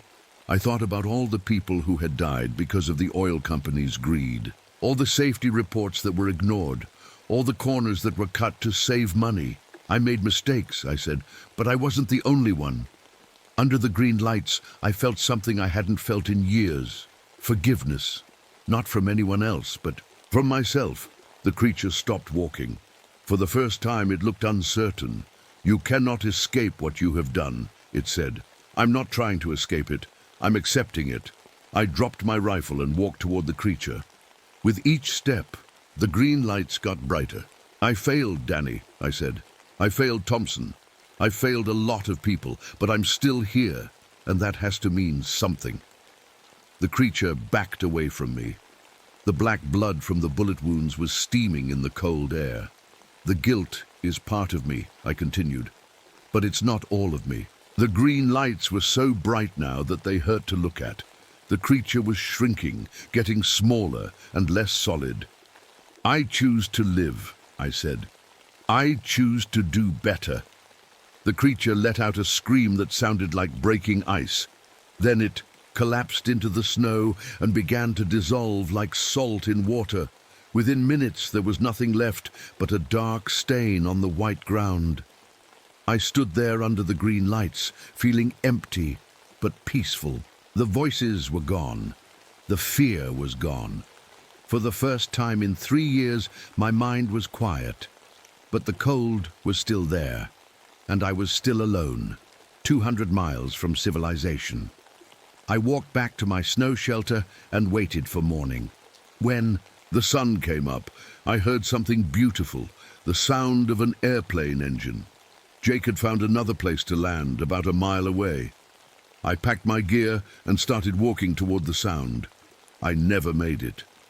The cold took me about halfway there. I felt myself getting sleepy, which I knew was a bad sign. But I wasn't scared anymore. I sat down in the snow and closed my eyes. They found my body 3 weeks later when the weather cleared. I was sitting upright like I'd just decided to take a rest. In my jacket pocket, they found this story, written on pages torn from my notebook. I wanted people to know what happened out there. Not just the facts, but the truth. Sometimes the things that hunt us aren't monsters. They're pieces of ourselves that we can't forgive. The only way to defeat them is to stop running and face what we've done. I faced mine under the green lights of the aurora, and in the end, that was enough.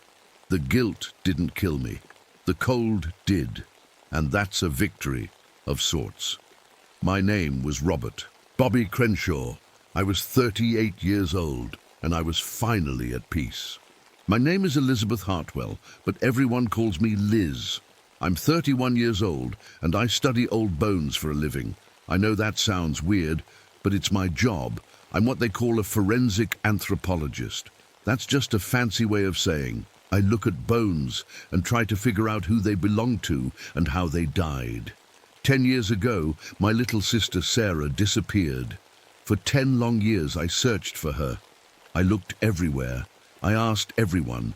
I never stopped hoping I'd find her. Alive somewhere, maybe living a new life in a different city. But deep down, I knew something terrible had happened to her.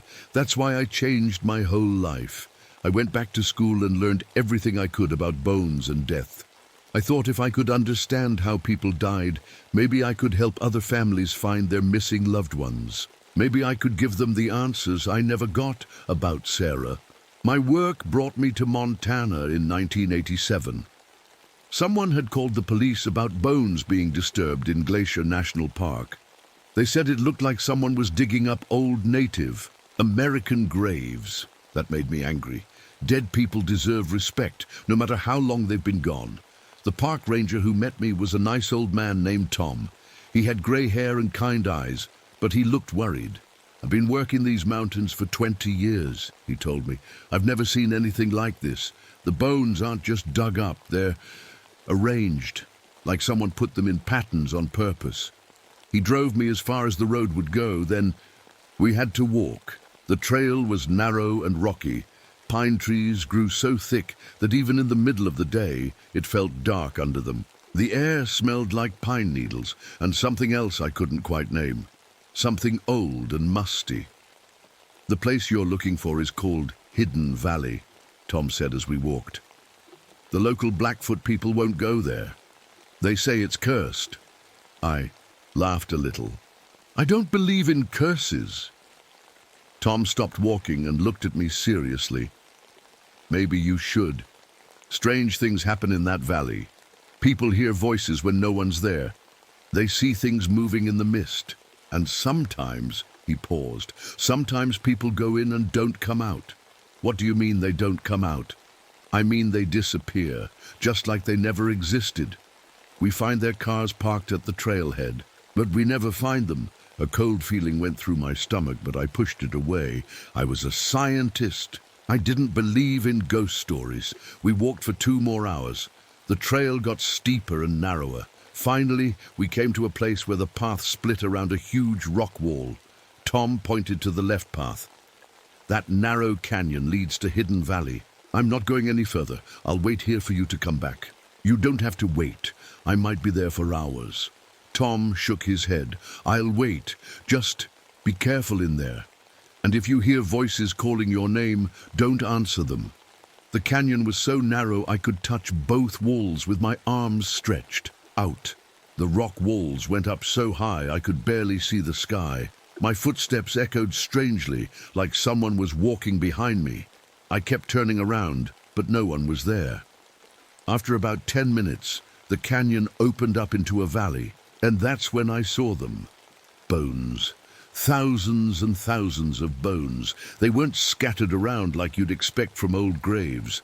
They were arranged in perfect circles and spirals, all pointing toward the center of the valley. Some were stacked in little pyramids. Others were laid out in straight lines that seemed to go on forever. I had never seen anything like it in my entire career. I set down my backpack and pulled out my camera. This was the most amazing archaeological find I had ever seen. I started, taking pictures, walking carefully between the bone patterns. I didn't want to disturb anything. The bones looked old, but not all the same age. Some were white and cracked from years in the sun. Others still had bits of fabric clinging to them. I saw arm bones and leg bones, ribs and finger bones, and skulls. So many skulls, all facing the center of the valley like they were watching something. The valley was perfectly round, surrounded by steep cliffs on all sides. Mist rose up from cracks in the ground, making everything look like a dream, or maybe a nightmare. The mist was warm and smelled like wet earth and something else. Something that reminded me of old churches and forgotten prayers. I pulled out my notebook and started writing down everything I saw. The bone arrangements were too perfect to be random. Someone had spent a lot of time putting them in these exact positions. But why? And who? As I worked, I started to notice how quiet it was. No birds singing, no insects buzzing, no wind in the trees. The only sound was my own breathing and the scratch of my pen on paper. That's when I noticed something that made my blood run cold. Some of the bones had moved. I was sure I had seen a skull facing east when I first walked into the valley. Now it was facing west, looking right at me. I blinked hard and looked again, but the skull was definitely in a different position. You're just tired, I said out loud. My voice sounded tiny in the big valley. You've been walking all day. But as I kept working, I saw more movement. A rib bone that had been lying flat was now standing up. A hand bone that had been pointing north was now pointing south. The changes were small, but they were real. I told myself there had to be a scientific explanation. Maybe the ground was soft and the bones were settling. Maybe small animals were moving them. Maybe the mist was making me see things wrong. But deep down, I knew something was very wrong in this valley. The strangest part was how the bones were arranged. They formed patterns that looked almost like writing, but not in any language I knew. Some circles had bones laid out like the spokes of a wheel. Others had bones arranged in spirals that seemed to pull your eyes toward the center of the valley, and at the very center, where all the patterns pointed, was a small hill covered in more bones than I could count. I had to see what was on that hill. As I walked toward the center, the mist got thicker. It swirled around my legs like cold fingers. The temperature dropped, and I pulled my jacket tighter around me. The bones under my feet crunched softly as I walked. I tried to step carefully, but there were so many of them. With each step, I felt like I was walking on the remains of an entire civilization. When I reached the hill in the center, I saw something that took my breath away. At the very top was a throne made entirely of bones. Arm bones formed the legs. Rib bones made the back. and skulls decorated every inch of it like jewels on a crown, but the throne was empty. I stood there staring at it, trying to understand what I was seeing. This wasn't just a burial ground, this was something else, something that felt ancient and powerful and very, very dangerous. That's when I heard it, a whisper so soft I almost missed it. "Elizabeth." I spun around, but no one was there, just the mist and the bones and the terrible watching silence. "Hello?" I called out. "Is someone there?" But the only answer was my own voice echoing off the valley walls. I looked at my watch. It was getting late, and Tom was waiting for me. I needed to get back. But as I turned to leave, something caught my eye. There, among all the old bones, was something that didn't belong. Something silver and shiny and heartbreakingly familiar. My sister Sarah's bracelet, the one she was wearing the day she disappeared. I picked up Sarah's bracelet with shaking hands. It was definitely hers. I had bought it for her 16th birthday, just 2 months before she disappeared. It was a simple silver chain with a small heart charm. Inside the heart, I had engraved "Sisters Forever." The bracelet was tarnished and dirty, but it was still in one piece. I held it close to my chest and felt tears burn my eyes. Sarah had been here. My little sister had been in this valley. But how? And when? I looked around at all the bones again, but now they seemed different. Before, they had just been an interesting puzzle to solve. Now they felt personal, dangerous, like they were trying to tell me something I didn't want to hear. I put the bracelet in my pocket and tried to think like a scientist. There had to be a logical explanation. Maybe Sarah had come here years ago, before she disappeared. Maybe she had lost the bracelet and then left. Maybe she was still alive somewhere, living a normal life. But even as I told myself these things, I knew they weren't true. Sarah would never have taken off that bracelet. She wore it every single day. The only way it would come off is if... No, I couldn't think about that. I needed to get out of this valley and call the police. If Sarah had been here, there might be clues, evidence, something that could tell me what happened to her. I started walking back toward the narrow canyon, but something was wrong. The bone patterns weren't the same as before. I was sure the path I had walked in on went straight between 2 large circles of skulls. But now there was only one circle, and it was blocking my way. I stopped and looked around. Everything looked different. The bones had moved again, but this time it wasn't just 1 or 2 pieces. Entire patterns had changed. Circles had become squares. Straight lines had become curves. It was like someone had completely rearranged the whole valley while I wasn't looking. "Stay calm," I whispered to myself. "There's a logical explanation. Maybe. I was just confused. I had been so focused on taking pictures and notes that I hadn't paid attention to which way I came in. Valley floors can look very similar, especially with all the mist. I pulled out my compass and checked which direction was north. The narrow canyon had been to the north when I came in. I started walking that way, stepping carefully over the bone arrangements. But when I got to the north wall of the valley, there was no canyon, just solid rock wall rising straight up like a prison wall. My heart started beating faster. I walked along the wall, looking for the opening. It had to be here somewhere. But I walked all the way around the entire valley, and there was no way out. No narrow canyon, no path, nothing. I was trapped. I sat down on a flat rock and tried not to panic. There had to be a reasonable explanation. Maybe I was turned around. Maybe the canyon was hidden by mist or shadows. Maybe I just needed to look more carefully. I decided to wait for the mist to clear. Sometimes mountain valleys get foggy in the evening, and then the air clears up later. I would wait, and then I would find my way out. While I waited, I tried to study the bone arrangements more carefully. Maybe if I could understand what they meant, I could figure out what had happened. To Sarah, the bones definitely weren't random. They formed patterns that looked almost like a map or a message.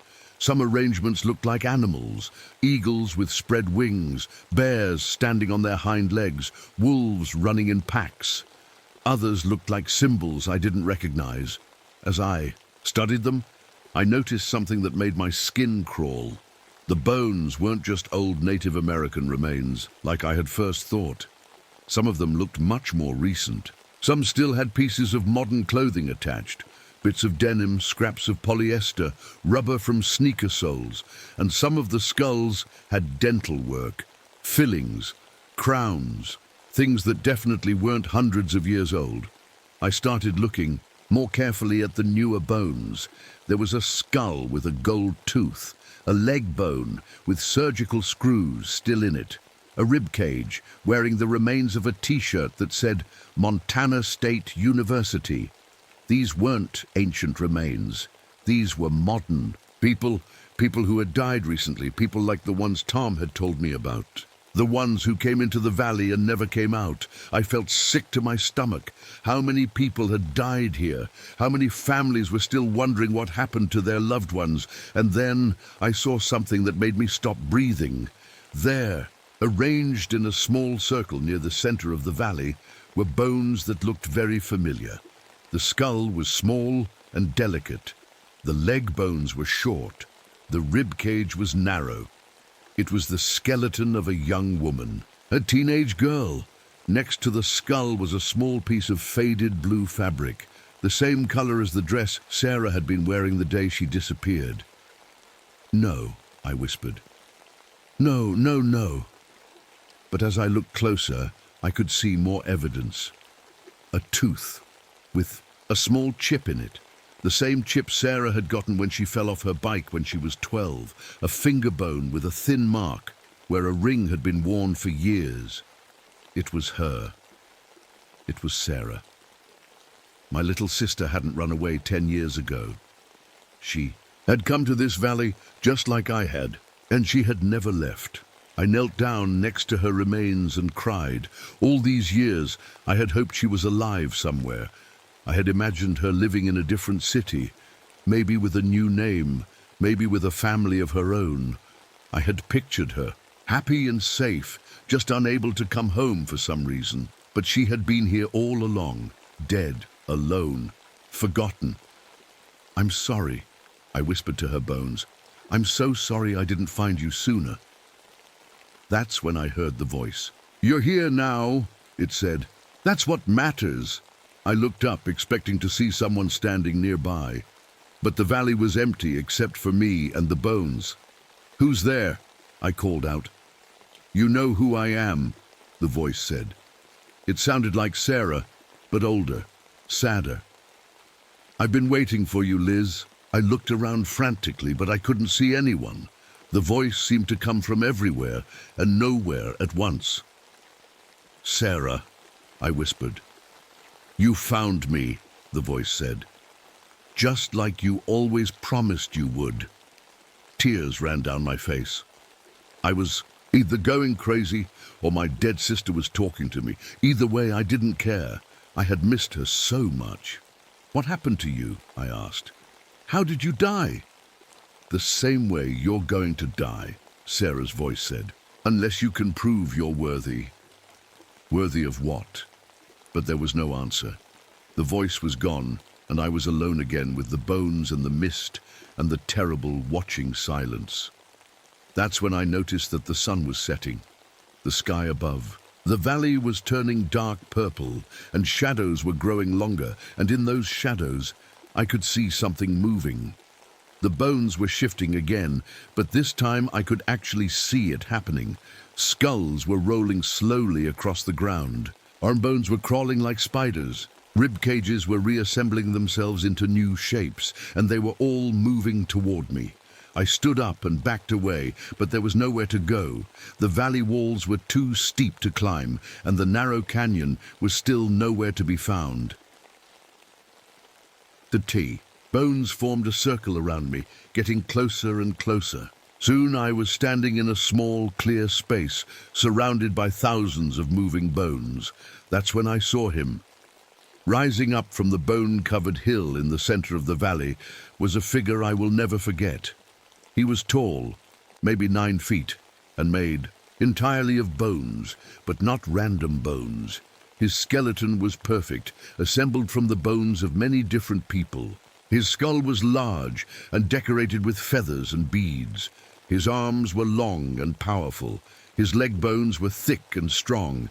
He wore pieces of armor made from metal and leather, all mixed together from different time periods. Some pieces looked like they came from old Native American warriors. Others looked more modern, like military gear. But the most terrifying thing about him was his eyes. They weren't bone, they were fire. 2 burning flames that seemed to look right into my soul. He stepped down from the hill and walked toward me. With each step, the bones under his feet arranged themselves into perfect patterns. When he was close enough that I could feel the heat. From his burning eyes, he spoke. "Welcome, Elizabeth Hartwell," he said. His voice was deep and echoed strangely. "I am the Bone Keeper, guardian of this sacred valley, judge of all who enter." I wanted to run, but my legs wouldn't move. I wanted to scream, but no sound came out. "Your sister failed my test," the Bone Keeper said. "She was not worthy to leave this place. Her bones have joined my collection." He gestured to Sarah's remains with one long, bony finger. "Now it is your turn to be tested. If you pass, you may leave. If you fail," he smiled, showing teeth made of polished white bone, "you will join her." I stared at the Bone Keeper, trying to make sense of what I was seeing. My brain kept telling me this couldn't be real. People don't come back from the dead. Skeletons don't walk around and talk. But there he was, standing right in front of me. As real as anything I had ever seen. "What kind of test?" I managed to ask. My voice came out as barely a whisper. The Bone Keeper tilted his skull to one side, like he was thinking. The fire in his eye sockets flickered. "The same test I have given to all who enter this sacred place," he said. "A test of courage, a test of honor, a test of respect for the dead." He gestured to all the bones around us. "This valley is where my people made their final stand against the soldiers who came to take our land. We chose death over surrender. We chose to fight until the end rather than be forced from our home." I looked around at all the bone arrangements again. Now I understood what they were. They weren't just random patterns. They were the remains of warriors who had died fighting to protect their sacred ground. But death was not the end for us. The Bone Keeper continued. "Our spirits were trapped here by a ritual that went wrong. We became guardians of this place, keeping it safe from those who would disturb the dead." "I'm not here to disturb anything," I said quickly. "I'm an archaeologist. I study bones to learn about the past. I respect the dead." The Bone Keeper laughed, but it wasn't a happy sound. It was cold and hollow, like wind blowing through an empty cave. "Many have said the same thing. Your sister said the same thing. But saying and doing are different things." He pointed to Sarah's bones again. "She came here 10 years ago, drawn by stories she had heard in town. Stories about a valley full of treasure. She thought she could take some of the old artifacts and sell them. She did not come here to learn or to honor the dead. She came here to steal." My heart sank. That sounded like Sarah. She had always been looking for get-rich-quick schemes. Even as a teenager, she was always trying to find easy money, but I had never thought she would do something like grave robbing. When I tested her, she failed, the Bone Keeper said. She tried to lie, she tried to cheat, she tried to run. But in the end, she could not prove that she deserved to leave this place alive. "What exactly is the test?" I asked. The Bone Keeper smiled his bone smile again. 3 trials. First, you must prove your courage by crossing the valley, using only the bones as stepping stones. You cannot disturb the arrangements or touch the ground. I looked around at all the bone patterns. They were spread out across the entire valley floor. Some were close together, but others were far apart. And if I couldn't touch the ground... Second, the Bone Keeper continued, you must prove your wisdom by solving the puzzle of the past. I will show you visions of what happened in this valley, and you must understand the truth. And the third trial, The third trial is different for everyone. It is the trial of the heart. You will face a choice that reveals who you truly are inside. The Bone Keeper stepped back and raised his arms. All around us, the bones began to move again. They formed a path across the valley, but not a straight one. The path twisted and turned with gaps that looked too wide to jump. "Your first trial begins now," he said. "Cross to the other side without touching the ground. Do not disturb the sacred arrangements. If you fall, if you break the patterns, if you show disrespect for the dead, you will join them forever." I took a deep breath and looked at the bone path. The first few steps looked manageable. Large skulls and thick leg bones formed stable platforms, but further out, the bones got smaller and were spaced farther apart. I stepped carefully onto the first skull. It held my weight, though it rocked slightly under my feet. The bone felt cold even through my boots. Step by step, I made my way across the valley. Sometimes I had to jump from one bone pile to another. Sometimes I had to balance on narrow arm bones or curved rib cages. The whole time, I could feel the Bone Keeper watching me with his burning eyes. About halfway across, I came to a section where the bones were spread very far apart. The next stepping stone was a small skull, and it was at least 4 feet away. I didn't think I could jump that far. I looked around for another path, but there wasn't one. This was the only way forward. I backed up a few steps to get a running start, then jumped as hard as I could. I almost made it. My foot landed on the edge of the skull, but it started to roll. I windmilled my arms, trying to keep my balance, but I was going to fall. At the last second, I threw myself forward and managed to grab onto a large arm bone with both hands. My feet were dangling above the ground, but I wasn't touching it. I pulled myself up and kept going.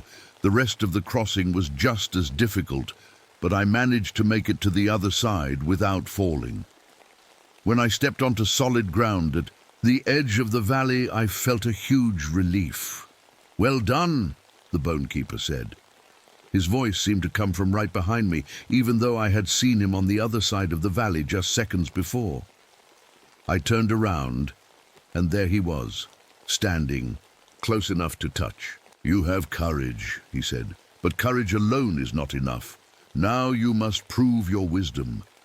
He raised his hands again, and the air around us began to shimmer like heat waves rising from hot pavement. The valley started to change. The mist cleared away, and I could see everything much more clearly, but it wasn't the same valley I had been in before. The bones were gone. Instead, I saw grass and flowers and a small stream running down the middle. There were teepees set up along the stream and people moving around them, men with long black hair and painted faces, women in leather dresses decorated with beads, children playing and laughing.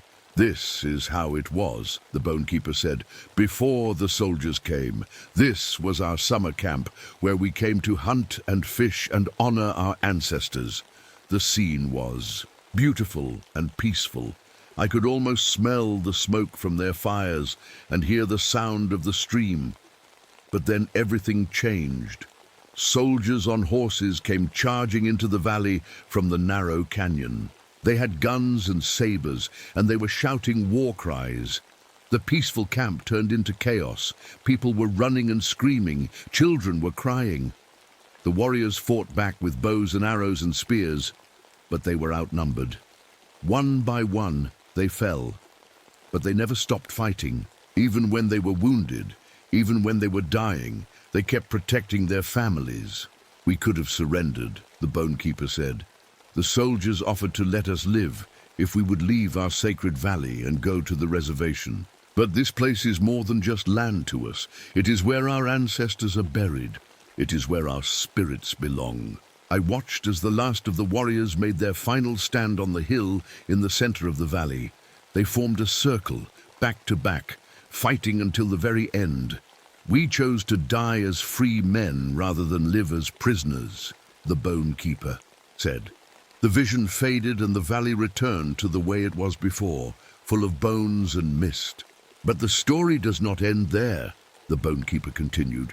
The soldiers buried us all together in one large grave, without ceremony, without respect. They thought that would be the end of it.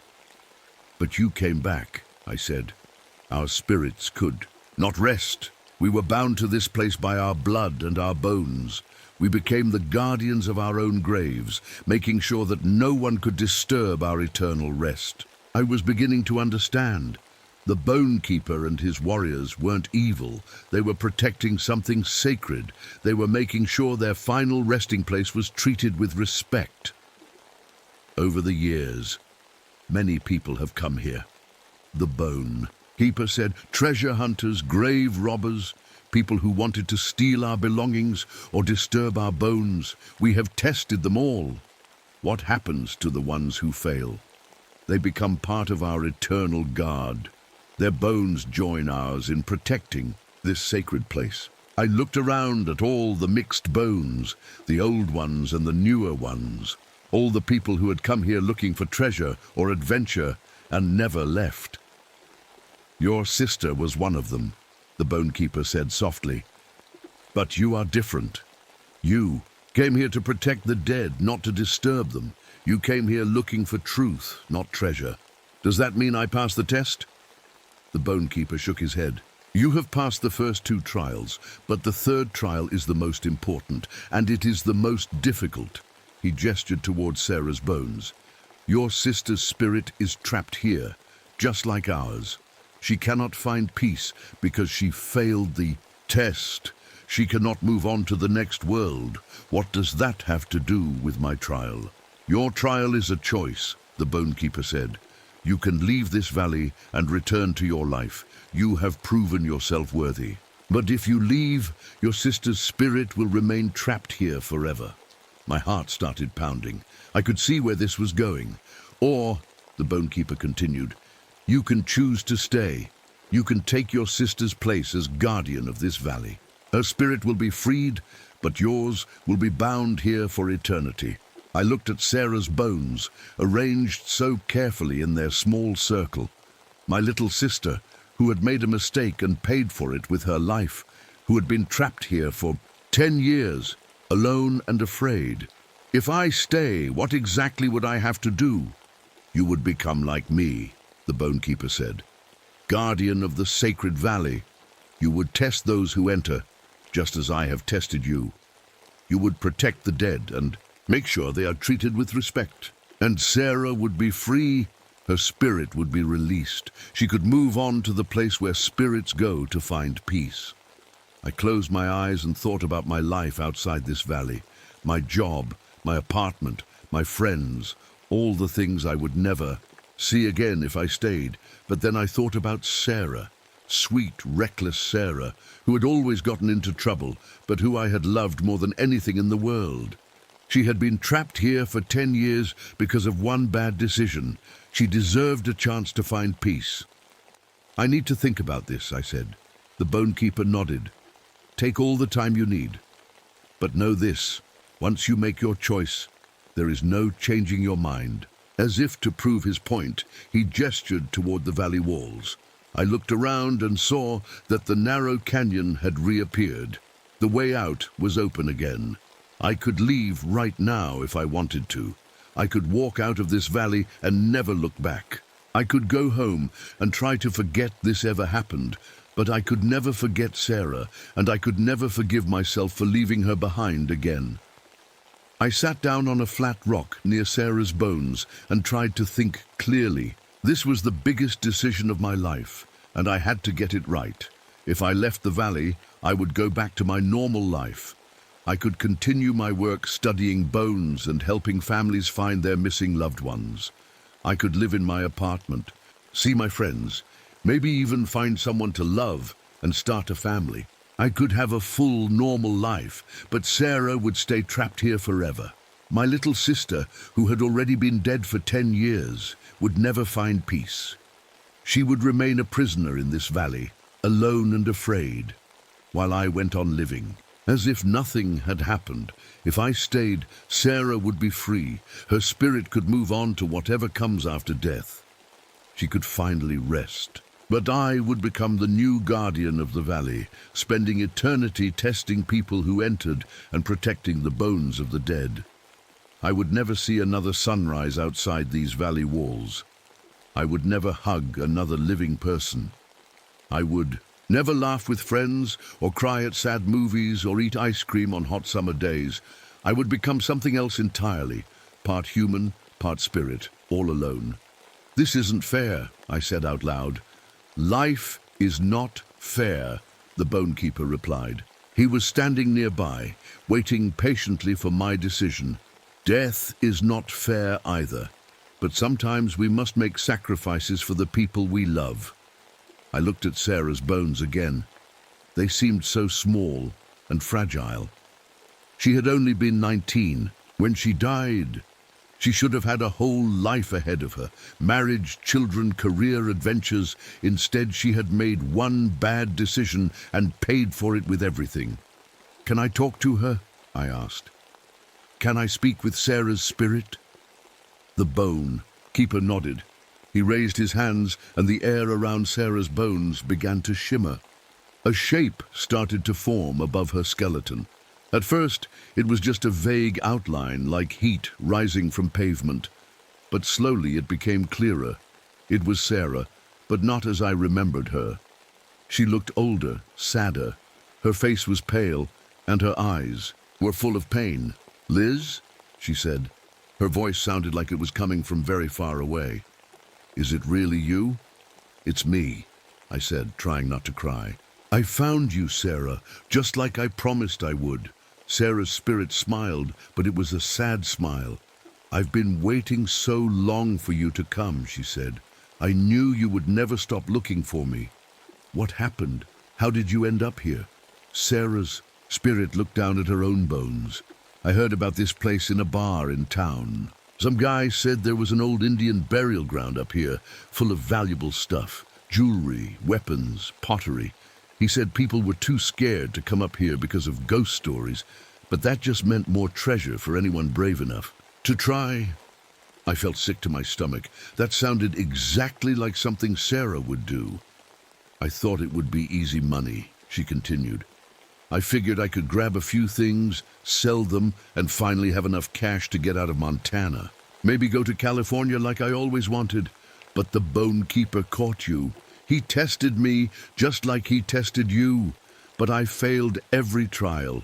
I tried to cheat on the bone crossing test by touching the ground when I thought he wasn't looking. I couldn't solve the wisdom test because I didn't want to understand the truth about what happened here.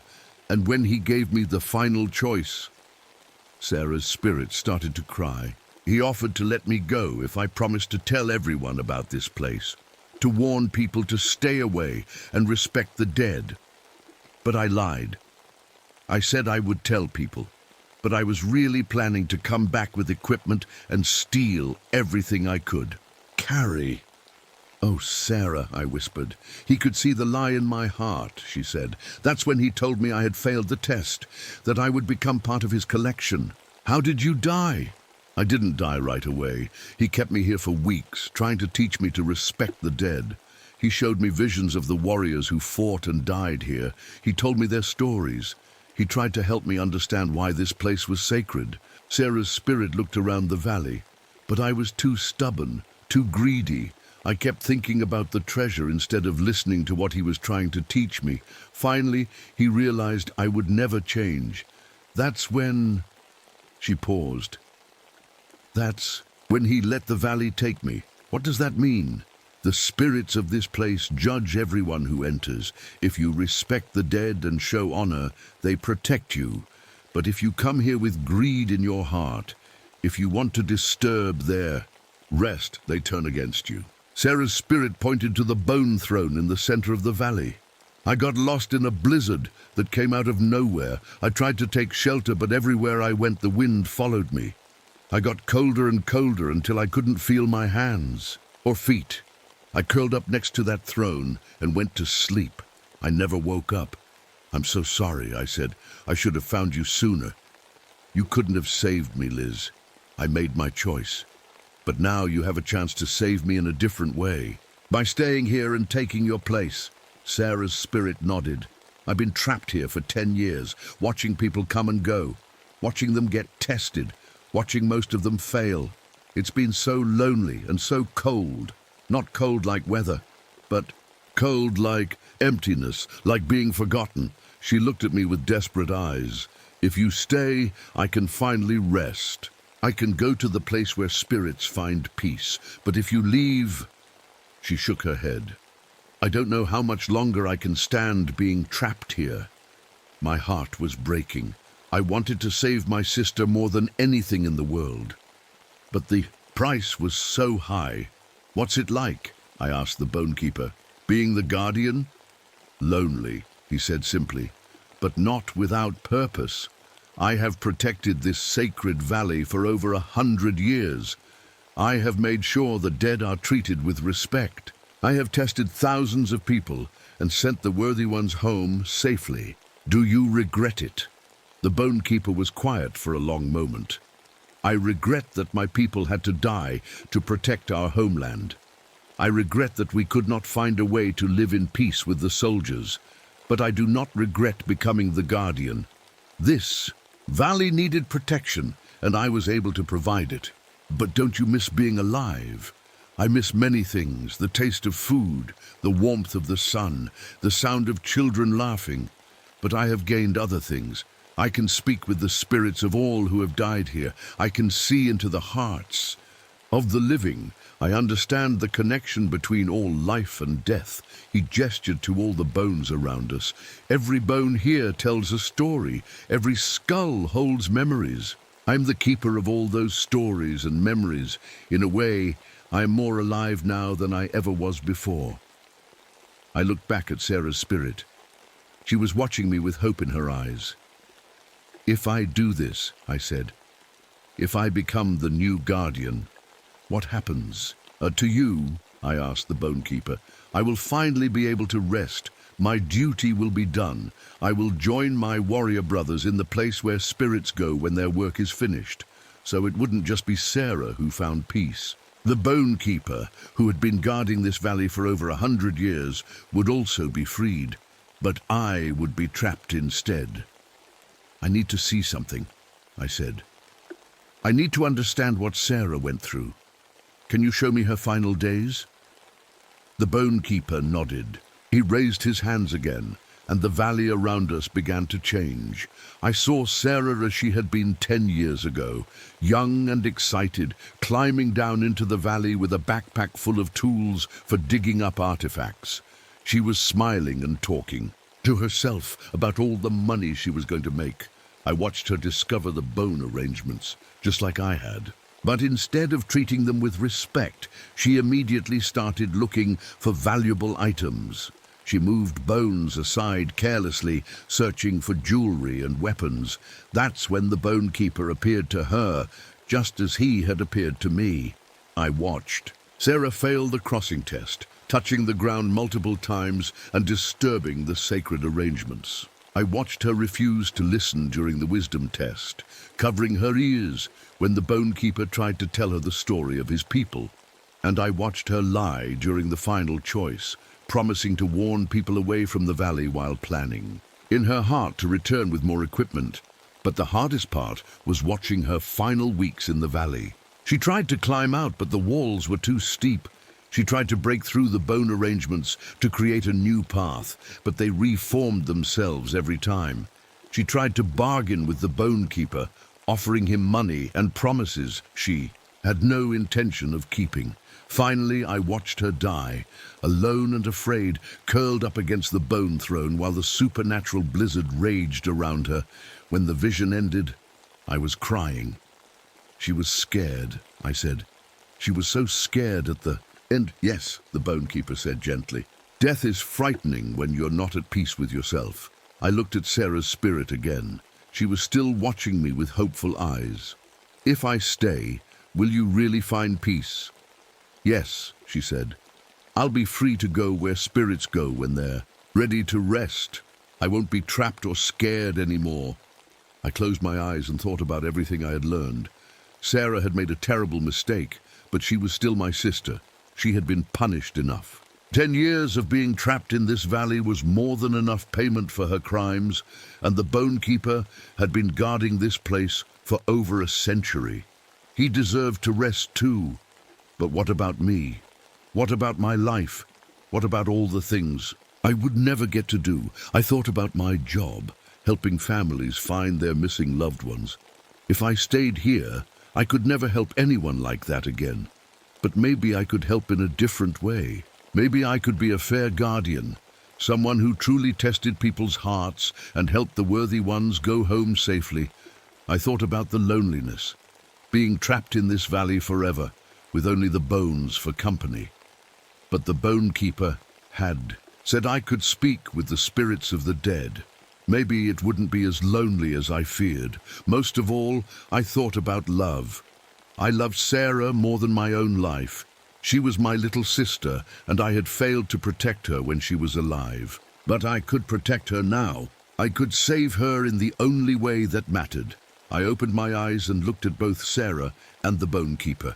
"I've made my decision," I said. I stood up and walked over to Sarah's bones. I knelt down next to them and picked up her skull, holding it gently in my hands. It was so light, like holding a bird. "I choose to stay," I said quietly. Sarah's spirit let out a sound that was half laugh, half sob. "Liz, no," she said. "You can't do this. You have a whole life ahead of you." "I had a whole life," I said, "but it was empty without you in it. For 10 years I've done nothing but look for you. Now I've found you and I'm not leaving you behind again." The Bone Keeper stepped forward. "Are you certain?" he asked. "Once the transformation begins, there is no going back. You will become like me, part human, part spirit, bound to this valley forever." I thought about Tom, the park ranger who was waiting for me at the canyon entrance. He would wait for a while, then go back and report that another person had disappeared in Hidden Valley. My name would be added to the list of people who went into the valley and never came out. I thought about my apartment back home, with my books and my photos and my comfortable bed. Someone would eventually come looking for me, maybe pack up my things and give them away. I thought about all the families I would never help find their missing loved ones. All the cases I would never solve, all the people I would never comfort. But then I looked at Sarah's spirit, and I knew I was making the right choice. "I'm certain," I said. The Bone Keeper nodded slowly. "Then let us begin." He walked to the center of the valley, to the bone throne. As he approached it, the bones began to move. They formed steps leading up to the throne, like a staircase made of arm bones and leg bones and ribs. "This is where the transformation takes place," he said. "Sit on the throne, and the spirits of the valley will judge your heart one final time.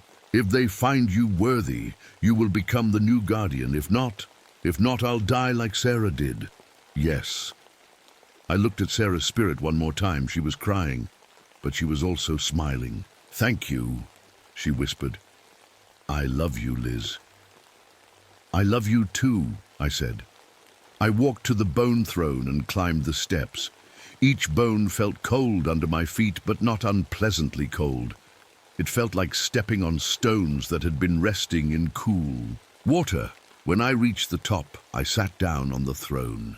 The bones felt surprisingly comfortable, like they had been shaped exactly for my body. As soon as I sat down, everything changed. The valley around me began to spin. The bones on the ground started moving in circles, faster and faster, until they became a blur. The mist rose up from the ground and swirled around me like a tornado. I felt something happening to my body. My skin began to feel cold, then numb. I looked down at my hands and saw they were becoming pale and translucent. I could see through them, like looking through frosted glass. But I wasn't afraid. I felt peaceful, like I was finally where I belonged. Images began flashing through my mind. I saw the history of the valley, not just the battle between the warriors and the soldiers, but everything that had happened here over thousands of years. I saw Native American families camping by the stream in summer. I saw animals coming to drink from the water. I saw the first white explorers stumbling into the valley and leaving quickly, sensing something powerful and dangerous. I saw every person who had ever entered the valley and been tested by the Bone Keeper.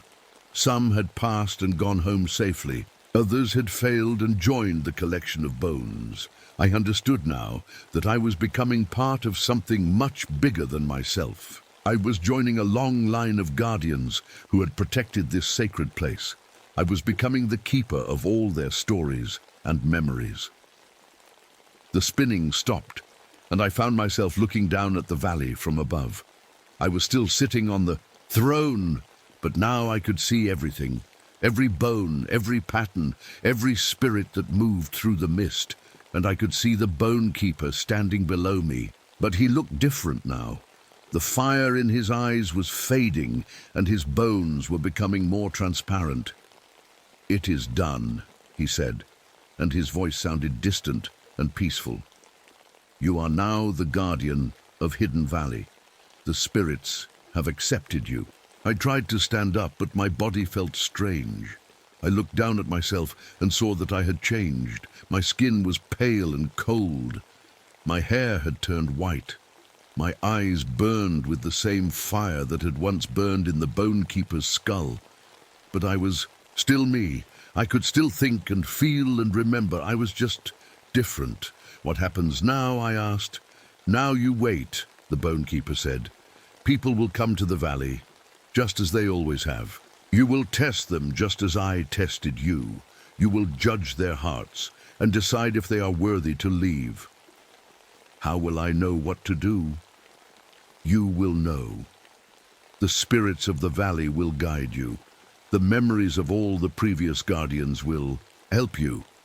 I looked around and saw that he was right. I could feel the presence of other spirits, not just the warriors who had died in the battle, but other guardians who had served before the Bone Keeper. I was not alone. "What about Sarah?" I asked. The Bone Keeper smiled, and for the first time it was a truly happy smile. "Look," he said. I turned and saw Sarah's spirit rising up from her bones. But she looked different now, too. The sadness was gone from her face. The fear was gone from her eyes. She looked young and happy, the way she had looked when we were children, playing in our backyard. "I'm free," she said, and her voice was full of joy. "I can feel it. I can go now." "Where will you go?" "I don't know," she said, "but I'm not afraid anymore. It feels like going home after a very long trip." She floated over to me and reached out her hand. I tried to touch her, but my hand passed right through hers. We were in different worlds now. "Will I see you again?" I asked. "Maybe," she said, "but not for a very long time. You have work to do here first." She looked around the valley one more time, then back at me. "Take care of this place, Liz, and take care of yourself. Don't be too hard on the people who come here. Remember that everyone makes mistakes. Everyone deserves a chance to prove they can be better." "I will," I promised. Sarah smiled and began to fade away. As she disappeared, I heard her voice one last time. "Thank you for saving me." Then she was gone, and I knew she had found peace at last. I turned back to the Bone Keeper, but he was fading too. His bones were becoming more and more transparent, and the fire in his eyes was almost gone. "My time is done," he said. "I have guarded this valley for 137 years. Now I can finally rest.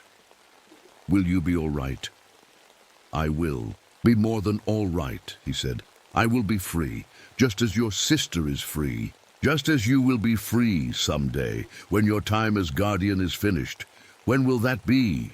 When the right person comes to take your place. Someone who loves deeply enough to make the same sacrifice you made. Someone who understands that protecting the dead is just as important as protecting the living." The Bone Keeper's form was almost completely gone now. I could barely see him. "Be fair," he said. "Be wise. Be kind when you can. And remember, not everyone who enters this valley is truly evil. Sometimes good people make bad choices. Give them a chance to prove they can change." "I will," I said. "Thank you," he whispered. "Thank you for freeing me." And then he was gone. And I was alone on the bone throne. But I wasn't really alone. I could feel the presence of all the spirits in the valley. I could hear their whispers in the wind. I could sense their approval and their support. I was the new Bone Keeper, the guardian of Hidden Valley, the protector of the dead and the judge of the living. I settled back into the throne and looked out over my domain. The bones had rearranged themselves into new patterns, patterns that I somehow understood without having to learn them. They formed a map of the valley, a warning system that would alert me whenever someone entered my territory. I was ready. Someday, someone would come down that narrow canyon. Maybe they would be a treasure hunter like Sarah had been. Maybe they would be a scientist like me. Maybe they would be someone else entirely. Whoever they were, I would test them. I would judge their hearts. And if they proved themselves worthy, I would let them go home safely. If not, well, the valley could always use more guardians. I closed my eyes and listened to the wind. In its whispers, I could hear the voices of all who had come before me. Warriors and guardians, spirits and souls, all united in the same purpose, protecting this sacred place from those who would disturb the dead. I was part of something eternal now, something important, and for the first time in 10 years, I was at peace.